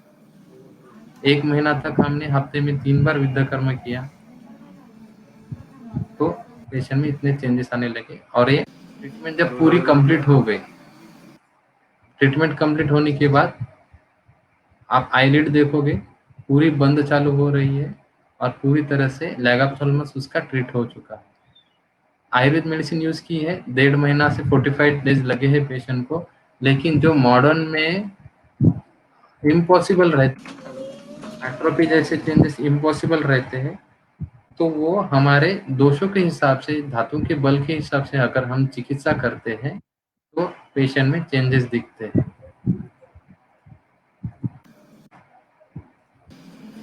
45 डेज बाद का वीडियो है जिसमें हमको पूरी तरह से वो कवर हो चुका है, विजन भी डेवलप हो चुकी है, ये हमको दिखता है। हम ये जब ऐसे वीडियो बनाते हैं या पेशेंट हम करते हैं तो मॉडर्न के टेक्नोलॉजी का बहुत सारा यूज करते हैं। हम ऑप्थेल्मोलॉजिस्ट के पास भेज के जो चेंजेस आ रहे हैं वो उनको रिकॉर्ड करते हैं। तो डायबिटीज रेटिनोपैथी, जैसे रेटिनोपैथी की वजह से दिख नहीं रहा है, फंडस की थिकनेस कम हो चुकी है, या रेटिनल डिटैचमेंट है, या रेटिना पे स्वेलिंग आ रही है, या रेटिनाटिल आरपी है, रेटिनाटिल पिगमेंटोसा, जो इनको दिखता ही नहीं है। ऐसे काफी पेशेंट को हमने रेत्रोविद्या करके या कुछ दवाई यूज करके हमने रिजल्ट दिया है। तो ऐसे पेशेंट में विद्याकर्म ये चिकित्सा 80% काम में आती है। दवाई तो बहुत कम लगती है ऐसे पेशेंट में, लेकिन एक्यूरेसी और पटलों के हिसाब से हम विद्याकर्म करेंगे तो इनका रिजल्ट हमको बहुत आता है। तालवे वेदर ये आजकल बहुत सारा देखता है जो तंबाकू, ये पेशेंट नहीं है, डमी वीडियो है। जो पेशेंट रहते हैं कि ओरल म्यूकोजल फाइब्रोसिस के रहते हैं, जो आगे जाके कैंसर में भी तकलीफ हो सकती है उसकी, तो हमको तालु पे विद्याकर्म करना है। तालु विकार में ग्रंथ में दिया गया है, हमारी जो सॉफ्ट पैलेट और हार्ड पैलेट है वहाँ का जो जंक्शन है, तो पिछला 1/3 हिस्सा है, वहाँ पे हमको विद्याकर्म करना है। तो हम विद्याकर्म करेंगे तो वहाँ पे थोड़ी सी ब्लीडिंग होगी। ये डमी पेशेंट है, तो इसका हमको तालु की सब विकार में हमको यूज में आता है। ये अभी हो गया मोस्ट ऑफ द विद्याकर्म के बारे में। अभी हम अग्निकर्म के बारे में बोलेंगे। तो अग्निकर्म आपने बहुत जगह देखा होगा, बहुत लोगों के पास या गुरु के पास सीखा होगा। तो सब लोग जो अग्निकर्म करते हैं, जो अग्निकर्म शलाकाएं रहती है, वो अग्निकर्म शलाका तब तक करके वो अग्निकर्म किया जाता है। लेकिन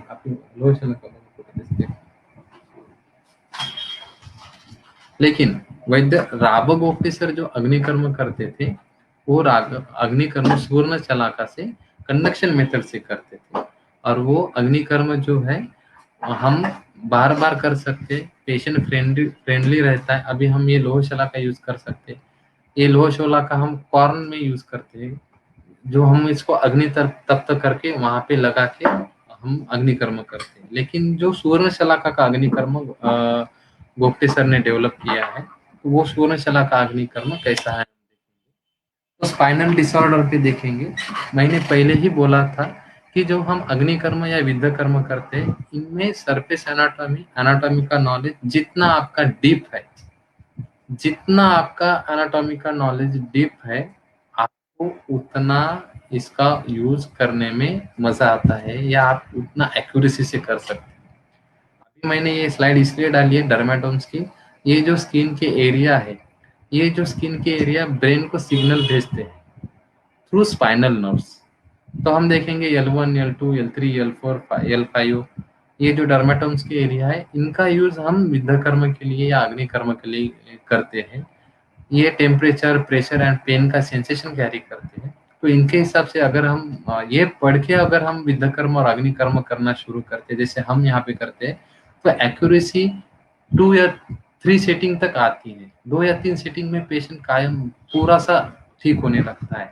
लेकिन ये पढ़ना चाहिए और देखना चाहिए कि कहाँ पे योगाभ्यास होना चाहिए। हमारा आयुर्वेद जो है गुरु शिष्य परंपरा के हिसाब से ही चलेगा। कोई घर बैठे अपेंडिक्स का नहीं ऑपरेशन नहीं कर सकता। अगर किसी को अपेंडिक्स का ऑपरेशन सीखना है तो कोई अच्छा डॉक्टर अपेंडिक्स का ऑपरेशन करता है वो देखना चाहिए, उसको असिस्ट करना चाहिए, और वो अच्छे डॉक्टर के सामने उसने कई बार अपेंडिक्स का ऑपरेशन करना चाहिए। उसके बाद में ही वो जो बंदा है, वो जो डॉक्टर है, अपेंडिक्स करने के लिए सक्षम हो जाता है। पढ़ के कोई अपेंडिक्स नहीं ऑपरेट कर सकता है, उसको योगाभ्यास करना पड़ता है। और वैसे ही हमारा विद्या कर्म अग्नि कर्म है। पढ़ के बुक निकाल के हम विद्या कर्म अग्नि कर्म करेंगे तो हाफ नॉलेज आ जाएगा, पूरा नॉलेज नहीं आ जाएगा। हमको सीखना है तो पूरा सीखना है, पूरा सीखना है तो आप जहाँ पे रहते हो, हमारे अभी तक कम से कम मुझे लगता है पूरे महाराष्ट्र में या महाराष्ट्र के बाहर कौन से भी शहर पकड़ने दो, खाली मुझे लगता है कि भोपाल भूटान ये साइड छोड़ के हर राष्ट्र में स्टूडेंट्स है। कहीं पे भी जाके आप सीख सकते हो। जम्मू कश्मीर में भी स्टूडेंट है, कम से कम अभी तक 4000 लोग सीख के गए हैं। आप जहाँ पे भी रहते हो, सीखना चाहते हो, संपर्क करो, हम आपको कहाँ जाके सीखना है बता सकते हैं। या नहीं, पुणे भी आ सकते हो सीखने के लिए, लेकिन सीखे बगैर आप करोगे तो हाफ रहेगा।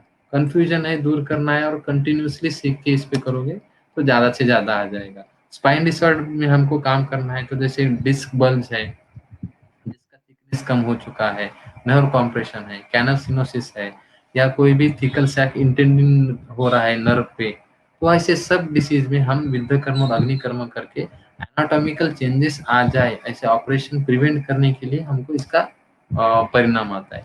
इसमें हमको सब नर्व का रूट पता होना चाहिए, कौन सी मसल वहां पे आ रही है, वो मसल का इंसर्शन कहाँ है, वो मसल का ओरिजिन कहाँ है।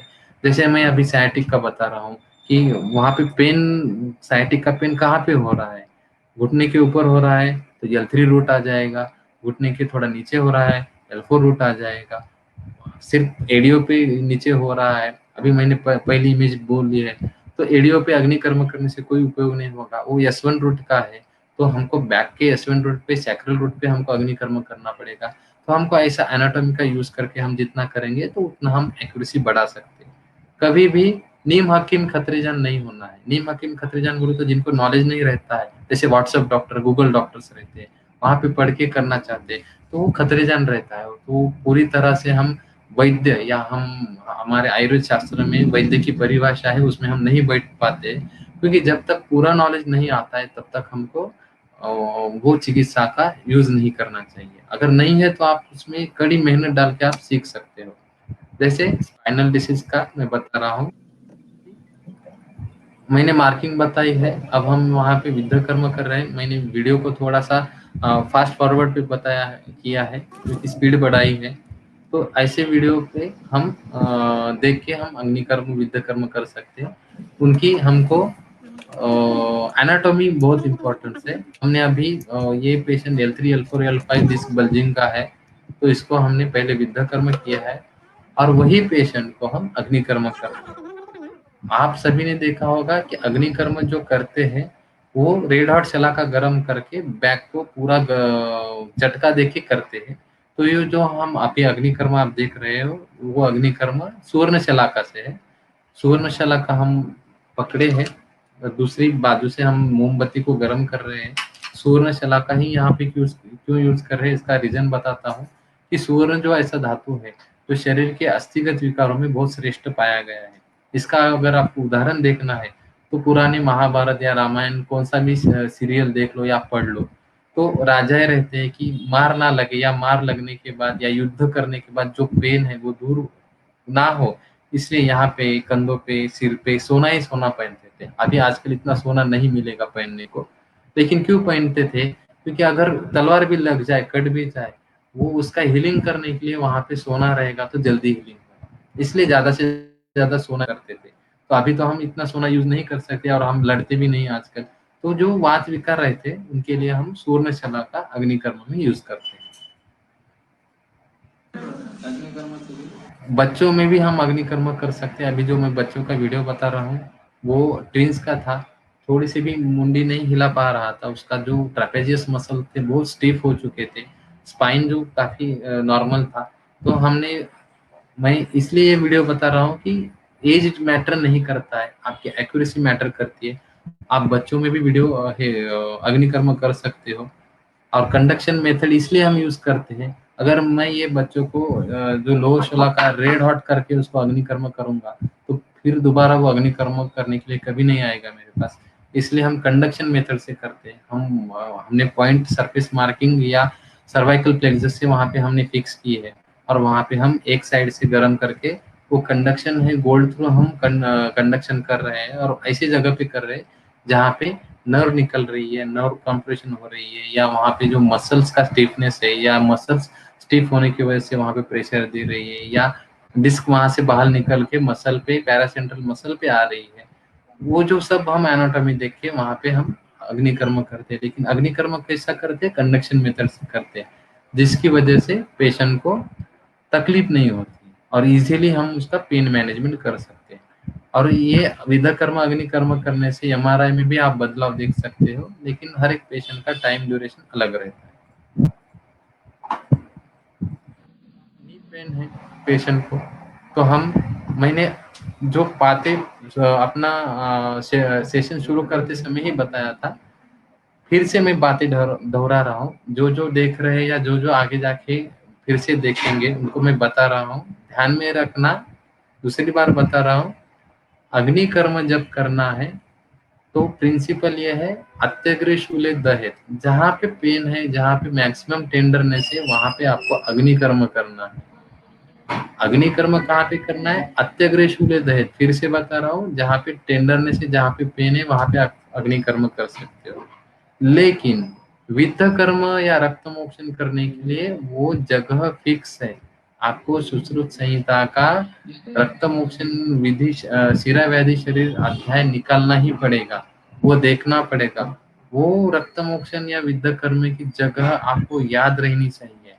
रैंडमली करोगे, जहाँ पेन हो रहा है वहां पे विद्या कर्म मत करो, फंस जाओगे, रिजल्ट पूरा नहीं आएगा, 100% नहीं कर पाओगे। एक्यूरेसी से करो, सरफेस एनाटॉमी पढ़ो, अग्निकर्म के लिए सरफेस एनाटॉमी पढ़ो। दो प्रिंसिपल याद रखना है, अग्निकर्म है जहाँ पे पेन हो रहा है, टेंडर नहीं, वहां पे कर सकते हो। विद्या कर्म के लिए ऐसा नहीं है, जहाँ पे पेन है वहां पे विद्या कर्म नहीं है। करोगे तो रिजल्ट एक दिन के लिए आएगा, परमानेंट नहीं आएगा। परमानेंट रिजल्ट चाहिए तो आपको वो उसका व्याधि ढूंढ के वहां पे आपको ग्रंथ में जो बोला गया है, मैंने जैसे बोला, मैं मुझे हाथ यहाँ पे दुख रहा है तो मैं यहाँ पे विद्या कर्म नहीं करूंगा। अगर मेरा निदान वात रखता है तो मैं क्षिप्र के ऊपर आधा अंगुली, 2 अंगुली विद्या कर्म करूंगा। मेरा निदान अगर विश्वाची है तो 4 अंगुली ऊपर, 4 अंगुली नीचे करूंगा। अगर मेरा निदान उन्माद है तो मैं उरु जाऊंगा या मैंडिपल पे जाऊंगा। तो डिपेंड करेगा कि निदान क्या है। रक्त मोक्षण विद्या कर्म करते समय ध्यान में रखना है, एक्यूरेसी पे ज्यादा से ज्यादा ध्यान देना है। बहुत अभी तक 50-60 हमारे सेमिनार हो चुके हैं। गलती लोग एक ही करते हैं, जहाँ पे पेन हो रहा है वहां पे विद्या कर्म करना चाहते हैं, गलती होती है, बाद में नहीं करते, छोड़ देते हैं या रिजल्ट नहीं आता है ऐसा बोलते हैं। एक्यूरेसी चाहिए तो एक्यूरेट करना पड़ेगा। अब अग्निकर्म दूसरा है कि ज्यावेळेस लक्षण असतं कैल्किनस पर है, वहां पे हमको अग्निकर्म बोला गया है मृत्तिका शलाका से। हमारा शास्त्र इतना अच्छा है ना कि जो ग्रंथ में बोला गया है वो काफी माइंड करता है, बहुत इंपॉर्टेंट रहता है। अभी ये जो मृत्तिका शलाका है, जहाँ पे स्पर है, जहाँ पे टेंडरनेस है, जहाँ पे पेन ज्यादा है, वहां पे सर मृत्तिका शलाका गर्म करके अग्निकर्म कर रहे हैं। नीचे पेपर क्यों रखा गया है? क्योंकि जो कार्बन पार्टिकल है वो वहां पे वुंड होके अंदर ना जाए इसलिए, और उसके बाद में सादा ग्रुथ लगाया गया।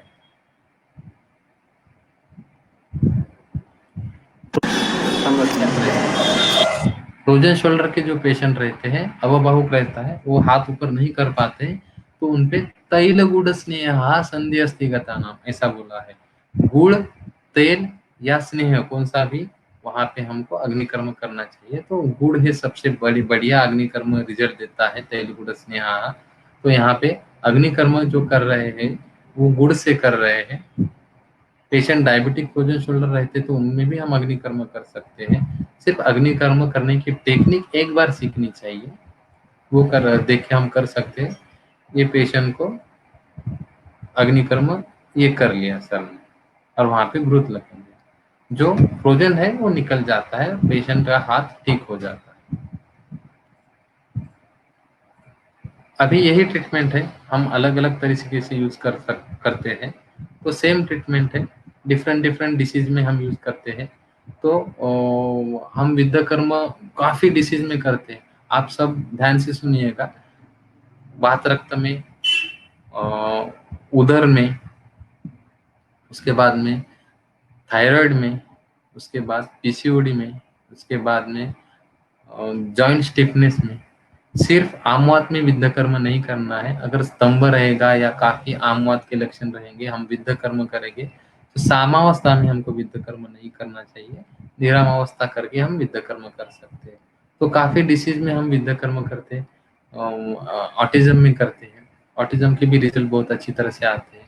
तो ये ऑटिज्म का बच्चा है तो हम डिसाइड कहाँ पे करना है विद्या, सीधा सीधा बुक में दिया है कि उन्माद का पेशेंट रहेगा तो उन्माद में कहाँ बोला गया है, उरो मध्य पे बोला गया है, तो उरो मध्य पे हम विद्या कर्म करेंगे। तो ऑटिज्म भी हमको ऐसे क्रोनिक या जो एलोपैथी से बीमारी ठीक नहीं होती है वो भी हमको ठीक होते हुए दिखती है। तो अगर ये पूरा विद्या कर्म अग्नि कर्म इसका बुक भी है वैद्य राबू गोप्टे का, अग्नि कर्म विद्या कर्म बोल के सर का एक बुक है, आपको फेसबुक पे भी मिल जाएगा, या हमको भी आप फोन कर सकते हो, या सुश्रुत संहिता पढ़ सकते हो, उस पर भी डिटेल में दिया गया है।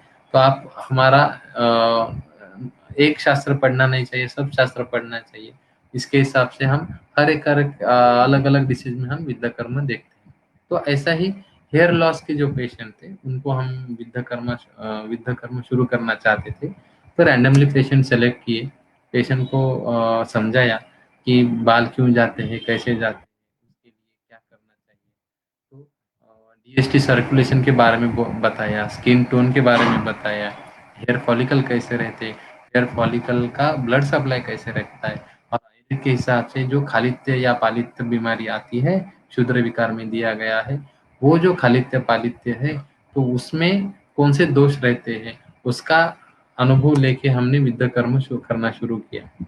पहले पहले पेशेंट में कहा करना विद्या कर्म ये पता नहीं था, पेशेंट सेलेक्ट किए, बाल नहीं थे तो रैंडमली विद्या कर्म करना शुरू किए और इसमें काफी अच्छे रिजल्ट आने लगे। जो पेशेंट को कभी बाल नहीं थे, तो अभी ये जो पेशेंट है मेरा पहला पेशेंट है, मैं इसको भूलूंगा नहीं।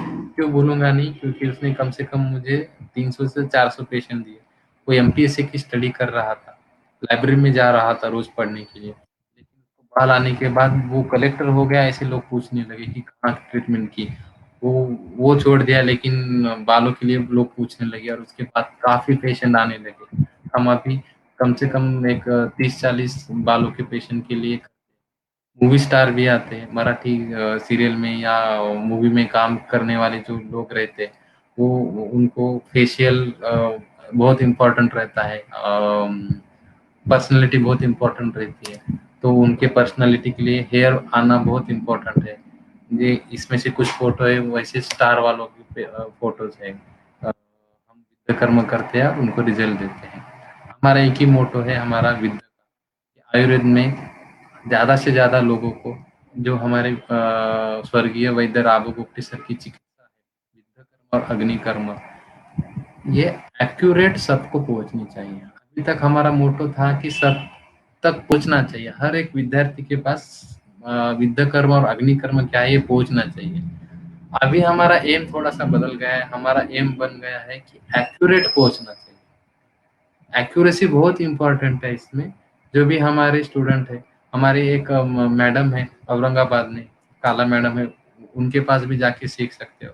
हमारे जो स्टूडेंट है जो अच्छी तरह से प्रैक्टिस कर रहे हैं वहां पे जाके सीख सकते हो, क्योंकि विद्या कर्म और अग्नि कर्म ये गुरु शिष्य परंपरा के हिसाब से सीखना चाहिए और योग्याभ्यास करके सीखना चाहिए। ज्यादा टाइम नहीं लगता, लेकिन एक्यूरेट सीखोगे तो ही उसमें रिजल्ट आएगा। नहीं तो अभी बहुत लोग सीख के गए, बहुत लोग करते हैं, बहुत लोगों ने अलग अलग टेक्निक आजमाई है, लेकिन एक्यूरेसी को भूलना नहीं चाहिए।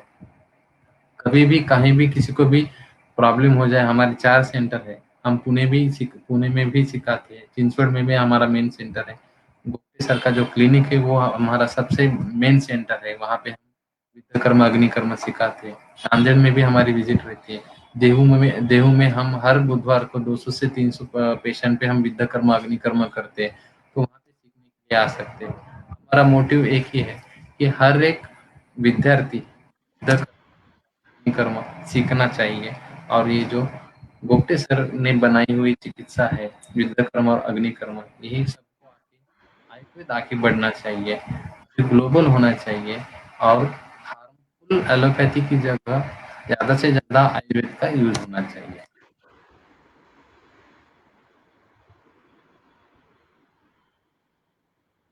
Thank you very much, sir. Really amazing, wonderful. There are no words. Really very much impressive, and you are doing very well. So I think this is the motto of our team, victorious stories of Ayurveda. और सही में आपने victory हासिल की है, और एक आप निश्चित रूप से प्रेरणा हो हमारे नेक्स्ट जनरेशन के लिए. So very much, thank you very much. There are some questions, sir. So please, Yes, you can yes, see yes. on this. Yeah. So Yes. I'm just scrolling. Doctor शक्ति ने भेजा गया है कि sir अग्निकर्म के लिए RF कॉटरी मशीन का use करना कैसा रहता है. इधर देखो, अभी अग्निकर्म डिफरेंट आयुर्वेद में बताया गया है. आप यूज कर सकते हैं, लेकिन ध्यान में रखना है, अगर हम एरंडा तेल का दिया बनाएंगे तो वो स्निग्ध अग्निकर्म बनेगा. हम मोमबत्ती यूज करेंगे तो वो स्निग्ध अग्निकर्म हो जाएगा. हम कोई मशीन यूज करेंगे, जैसे हम यूज करते हैं, हमने अभी डेवलप की है ये जो हम सोल्डर गन है, इसको भी हम अग्निकर्म जैसा यूज कर सकते हैं. यहाँ पे हम आगे स्वर्ण चला कर लगाते हैं और वो अग्निकर्म करते हैं. 600-700 में बनती है, तो ये रुक्ष अग्निकर्म हो जाएगा. लेकिन अग्निकर्म के रिजल्ट सब जगह पे आएंगे, और इतना इम्पोर्टेंट है कि कहीं पे भी आप कैसा भी करके, लेकिन शास्त्र के सिद्धांतों को ना भूल के आपको अग्निकर्म करना है. तो आप कौन सी भी मशीन यूज कर सकते हो, टेक्निक भी यूज कर सकते हो, लेकिन शास्त्र के सिद्धांत भूलना नहीं, तभी आपको 100% रिजल्ट मिलेगा. नेक्स्ट क्वेश्चन है पॉटरी के बारे में. अग्निकर्म के लिए RF कॉटरी मशीन का यूज करना कैसा रहता है, वो ही बताया मैंने. तो वो रुक्ष अग्निकर्म होगा, लेकिन पेन मैनेजमेंट होगा ही होगा और इजीली होगा. राहुल शर्मा सर का क्वेश्चन है, क्या आप हमें निःशुल्क अग्निकर्म सिखाने के लिए? हाँ. यस. मैं अभी तक हमने जो 4000 स्टूडेंट को हमने सिखाया है, अभी तक एक भी रुपया किसी का नहीं लिया है. हमारे वर्कशॉप फ्री रहते हैं. हमारे यहाँ पे हर रोज कम से कम 40 स्टूडेंट यहाँ पे खड़े रह के देखते हैं. हमारे यहाँ बाहर से आने वाले विद्यार्थियों के लिए मुफ्त रहने की जगह है. सीखने के लिए 1 रुपया नहीं लिया जाता है, रहने के लिए भी 1 रुपया नहीं लिया जाता है. हमने यहाँ पे 2 से 3 फ्लैट बनाए रखे हैं. जो बाहर से लोग आते हैं, यहाँ पे आप रह सकते हो, हम खाना देंगे, लेकिन सीखना है आयुर्वेद करना नहीं है. Yes sir, definitely.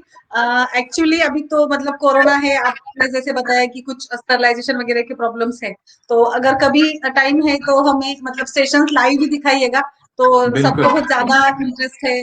तो बहुत ही अच्छा ये रहेगा, क्योंकि पर्सनली अभी आना जाना 1-2 साल के लिए थोड़ा डिफिकल्ट है. सिचुएशन थोड़ी और बिगड़ती जा रही है. तो यस.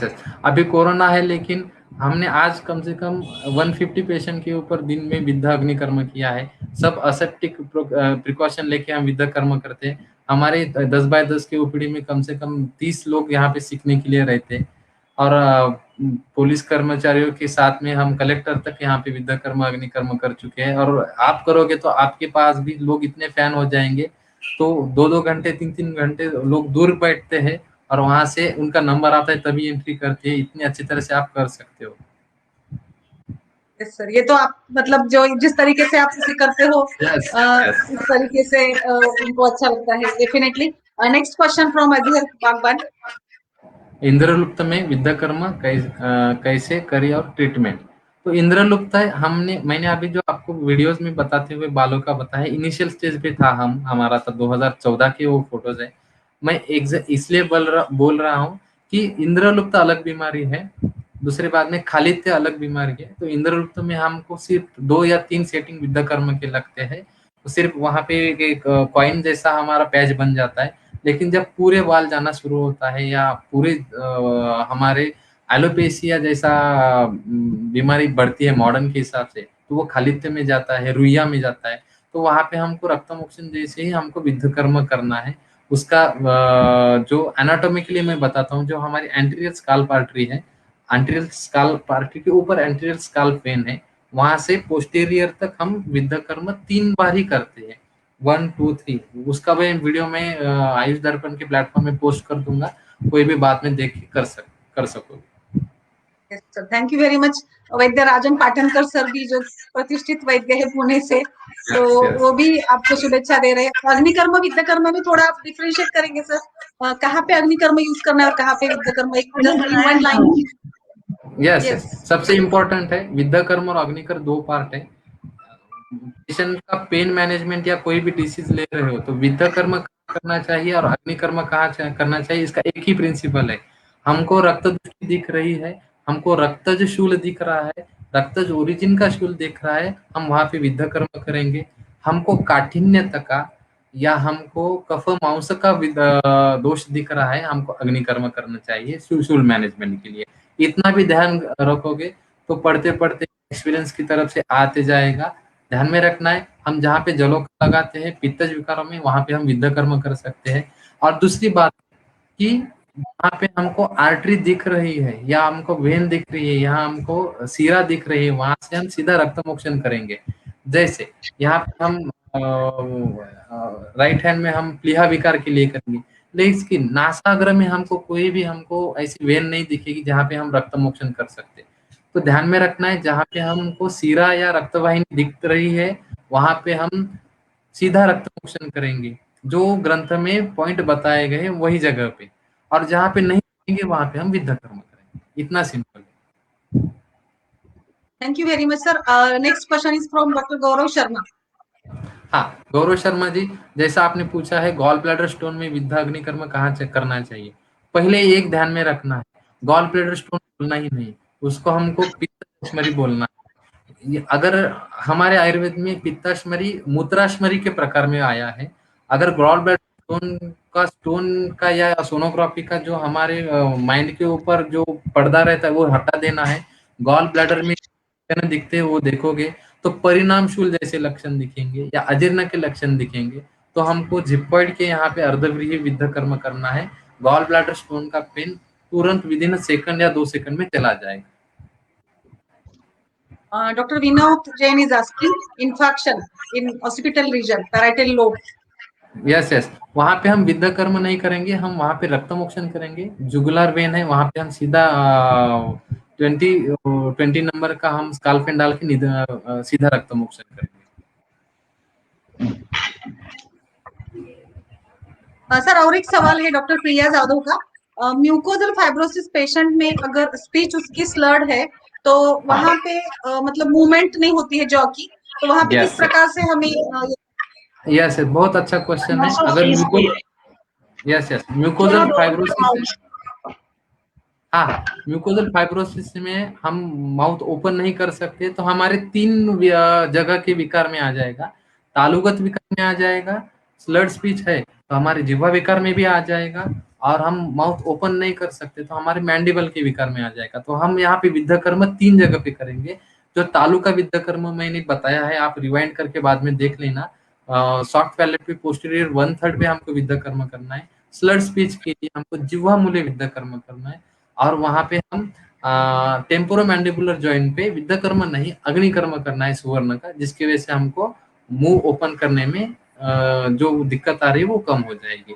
लेकिन फाइब्रोसिस के लिए, सबम्यूकस फाइब्रोसिस के लिए कम से कम एक 15 से 20 सेटिंग हमको करनी पड़ती है। Very nice. डीजेनरेटिव चेंजेस में अग्निकर्म करना है, doctor Sachin is asking. Example मैं देता हूँ, जैसे कि नी अर्थराइटिस है, डीजेनरेटिव चेंजेस है। तो डीजेनरेटिव चेंजेस जो नी अर्थराइटिस में, उसमें हमको अग्निकर्म का सिर्फ पेन मैनेजमेंट के लिए रोल आ जाएगा। जैसा मैं एग्जांपल बताता हूँ, अभी हमको आज मैंने कम से कम 6-7 पेशेंट के एवियन अवैस्कुलर नेक्रोसिस ऑफ फीमर, ऐसे पेशेंट हमको आज तक बहुत मिलते हैं। तो ये जो पेशेंट है, इनमें हम जो विद्या कर्म करते हैं, विद्या कर्म हमको डिजेनरेशन कम करने में मदद करता है, अग्निकर्म पेन मैनेजमेंट के लिए काम करता है। अब अगर पेशेंट का एवियन है लेकिन उसका अगर डायग्नोसिस आपका वात रक्त हो रहा है, तो आप क्षिप्र मर्म के ऊपर 2 अंगुली हम विद्या कर्म करोगे तो एवियन का भी पेन हमको कम होते हुए दिखेगा। लेकिन आपको ध्यान में रखना है, प्रिंसिपल नहीं बदलना है आयुर्वेद का। डिसीज कौन सा भी रहे, आयुर्वेद के प्रिंसिपल में कहाँ बैठता है उसके हिसाब से हमको करना है और हमको रिजल्ट। ये एक है सर, मतलब ये पूछते हैं कि आयुर्वेदिक चिकित्सा नहीं पर परंपरा से हम कर सकते हैं, तो क्या सीख सकते हैं? तो आप थोड़ा अभी देखो कि बहुत सारे लोग एक्यूपंक्चर जो करते हैं उनको पास कोई डिग्री नहीं रहती है, लेकिन आयुर्वेद विद्या कर्म और अग्निकर्म आपको करना है तो आपको मर्म करना चाहिए। आपको दोषों का, धातुओं का सब नॉलेज चाहिए। तो अगर आपके पास डिग्री रहेगी, आपको दोष, धातु, मल विज्ञान ये सिद्धांत पता रहेगा, तो आप विद्ध कर्म और अग्निकर्म कर सकते हो। नेक्स्ट क्वेश्चन देखिए सर, डॉक्टर प्रिया। हाँ, इधर देखो मैडम, अभी अभी जैसे मैंने बताया, आपने बोला है केराटोसिस पिलारिसिस में अग्निकर्म कर सकते हैं, बिल्कुल कर सकते हैं। लेकिन मैंने अपने पूरे स्पीच में आपको फिर से देखोगे तो एक ध्यान में रखना है, मॉडर्न का डायग्नोसिस आयुर्वेद की ट्रीटमेंट ऐसा नहीं करना है। मॉडर्न डायग्नोसिस करो, लेकिन मॉडर्न के डायग्नोसिस में वो पेशेंट को लक्षण क्या दिख रहे हैं, उसके हिसाब से आयुर्वेद में वो कौन से दोष दुष्य में आता है, और वहां पे हम विद्ध कर्म उसके हिसाब से करना है। अग्निकर्म की जगह विद्ध कर्म करोगे तो वहां पे ज्यादा से ज्यादा रिजल्ट आ जाएगा। PCOD, doctor Nisha Joshi is asking about PCOD में क्या करना है। हाँ हाँ, अभी पीसीओडी का मैंने यहाँ पे वीडियो नहीं डाला, क्योंकि पेशेंट जो है लड़कियां ही रहती है, अनमैरिड रहती है, तो वो वीडियो नहीं निकालने देती है। तो उसकी जगह आप रिवाइंड करके इसे सुन सकते हो। एंटीरियर सुपीरियर इलाइक स्पाइन से प्यूबिक सिंपैथीज तक एक इमेजिनरी लाइन करना है, और उसके लैटरल 1/3 पे विद्ध कर्म करना है, वो भी 1/4 व्रीहि। हम जो ये विद्ध कर्म करेंगे तो उसके रिजल्ट आपको काफी मिलेंगे। तो इसके 2 लेख लिखे थे मैंने, गोपे सर थे तभी हमारी ये बात चलती थी पीसीओडी के बारे में, क्योंकि पीसीओडी ये ज्यादा से ज्यादा सुश्रुत के तरीके से ही ठीक होगा, ऐसा हमारा आज तक का मानना है। क्योंकि जो हम रक्त व्याधि है वहां पे हम जो अभी मैंने एनाटॉमिकली आपको पोजीशन बताई, वहां पे हम विद्ध कर्म करेंगे तो ब्लड सप्लाई इतना अच्छी तरह से वहाँ ओवरीज का बढ़ेगा। वहां पे जो फॉलिकल्स है जो बढ़ना बंद हो चुके हैं, यहाँ एस्ट्रोजन डेफिसिट आ रहा है, वो सब क्लियर होते जाएगा और हमको रिजल्ट आ जाएगा। इसके 2 लेख भी लिखे हैं, एक मनकर्णिका के प्रकाशन में सृजन चिकित्सा में, और दूसरा महाराष्ट्र के आयुर्वेद व्यासपीठ के एक आयुर्वेद पत्रिका आती है, तो उसमें भी हम वो लेख पब्लिश हुआ है। अगर किसी को चाहिए तो मैं आयुष दर्पण के प्लेटफॉर्म पे पोस्ट कर दूंगा, बाद में पढ़ लीजिएगा। Definitely sir, thank you very much. दूसरा क्वेश्चन है doctor Vinod. How can we deal with the patient of brain haemorrhage with agnikarma? देखो, सबसे इम्पोर्टेंट है राजाश्रय का। हम ब्रेन हेमरेज के पेशेंट को भी अग्निकर्म विद्ध कर्म कर सकते हैं, लेकिन पेशेंट एक्यूट कंडीशन में है तो एक्यूट कंडीशन में पेशेंट का अभी राजाश्रय एलोपैथिक को ही है। अगर पेशेंट को कुछ हो जाएगा तो आपको पूरी ट्रीटमेंट करनी चाहिए उसकी। अगर पेशेंट क्रोनिक हो चुका है, हेमोरेज पहले हो चुका है, तो हमको पेशेंट के लक्षण के हिसाब से ट्रीटमेंट करनी पड़ेगी। जैसा हेमोरेज का पेशेंट है, अगर एक्यूट नहीं है, क्रोनिक है, तो हम विश्वचीय और साइटिक का विद्ध करते हैं, और हम ब्रेन के जो हम बच्चों में अपस्मार और उन्माद का कॉम्बिनेशन करके विद्ध कर्म करते हैं। शंख मर्म के यहाँ केशांत संधि और भ्रू मध्य और अपान, ये 3 हम विद्ध कर्म करते हैं। और दूसरी है कि हमारी काक स्थान पे हम जलों का उच्चारण करते हैं। ये दोनों का रिजल्ट हमारे जो हेमोरेज के पेशेंट बाद में क्रोनिक हो जाते हैं उनके लिए काफी अच्छे रिजल्ट देते हैं। Doctor Gorakhchand is asking about Buerger's disease. Buerger disease है, बर्गर डिसीज में सीधा वहां पे अग्निकर्म कर सकते हो, लेकिन वहां पे अगर सिस्ट बन गई है तो क्षिप्र विद्ध कर्म करोगे तो काफी अच्छा रिजल्ट आ जाएगा। इनफर्टिलिटी में अग्निकर्म विद्ध कर्म, अभी यस इनफर्टिलिटी बोलेंगे तो आज का जितना टाइम लगा है, मैं एक बताता हूँ कि सिर्फ जानों का विद्ध कर्म और अग्निकर्म का एक्सपीरियंस बताना है तो मुझे 10 घंटे लगेंगे।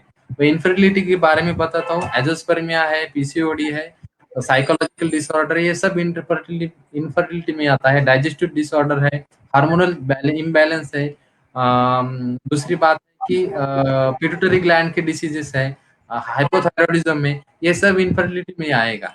तो हर एक का विद्ध कर्म लेने के लिए नवीन जोशी सर को और एक सेशन रखना पड़ेगा। तो सीरीज रखनी पड़ेगी, सीरीज। डेफिनेटली, हाँ यस यस डेफिनेटली रखेंगे, बहुत ही इंटरेस्टिंग है। Doctor Naveen Joshi sir please. जी वैद्य डॉक्टर चंद्र कुमार देशमुख साहब को बहुत बहुत बधाई कि आपका, मैं देख रहा हूँ कि यहाँ 180 लोग तकरीबन यहाँ देख रहे हैं, फेसबुक पे लाइव देख रहे हैं, तो ये काफी अच्छा सेशन है आपका। मुझे आपको बहुत बहुत बधाई और बहुत बहुत शुभकामनाएं कि आपने इतना अच्छा प्रैक्टिकल प्रेजेंटेशन दिया। हम उम्मीद करते हैं जैसा कि आपने बताया कि आपका ये लेक्चर अधूरा रह गया है, अभी इस पे और भी सीरीज हो सकती है, जिसमें कि आपने बताया कि अभी तो 3-4 सेशन तो इसी पे इनफर्टिलिटी पे ही चले जाएंगे। और चूंकि ये मैं देखता हूँ कि अग्नि कर्म, विद्य कर्म और ये जो जितनी भी पैरासर्जिकल प्रोसीजर है, ये लोगों में बहुत अच्छा एक इनके प्रति विश्वास रहता है, क्योंकि लोगों की प्रैक्टिस को इम्प्रोवाइज करते हैं और बहुत इंस्टेंट रिजल्ट देते हैं। मैं खुद भी मर्म चिकित्सा का प्रयोग करता हूँ, वो भी काफी इंस्टेंट रिजल्ट देता है। तो आपको बहुत बहुत आभार और अभिनंदन कि आपने इस सीरीज में जो है ये कार्यक्रम में आप आए और आपने आयुष दर्पण के तमाम सारे ऑडियंसेस को अपना एक्सपीरियंस शेयर किया। हम उम्मीद करते हैं कि आपका ये सेशन इसी प्रकार से आए चलेगा और हम जल्दी आपसे एक नए सेशन में आपसे मुलाकात करेंगे। डॉक्टर शिल्पा हिरमे जी और डॉक्टर वंदना पाठक जी का भी बहुत बहुत आभार कि आप लोगों की वजह से ये इतना सेशन इतना बढ़िया चल रहा है और लगातार इस प्रकार के कार्यक्रम हमारे इस आयुष प्लेटफॉर्म पे हो रहे हैं, क्योंकि लॉकडाउन समाप्त होने के बाद हम सभी की अपनी अपनी व्यस्तताएं हैं और इन व्यस्तताओं में से समय निकाल करके इस मंच के लिए आप लोगों को समय देना, ये बहुत हम इसके लिए आपके दिल से आभारी हैं और हम आप सभी का अभिनंदन करते हैं। और हमारे जो विशेष रूप से दर्शक हैं, लॉकडाउन में तो देखते ही थे 200-250 लोग, अभी तो लॉकडाउन खुल गया तब भी 176 लोग देख रहे हैं। मैं इधर आपको दिखा सकता हूँ, मैं मोबाइल पे देख रहा हूँ। तो इसका मतलब है कि लोग जो है आयुष दर्पण पर आते हैं और ट्रस्ट करते हैं। आप सभी हमारे दर्शकों का भी बहुत बहुत अभिवादन और अभिनंदन। नमस्कार। Thank you, sir. Thank you very much, Dr. Deshmukh sir, Dr. Joshi sir, Dr. Pathak madam. Thank you, sir. So I am ending the session.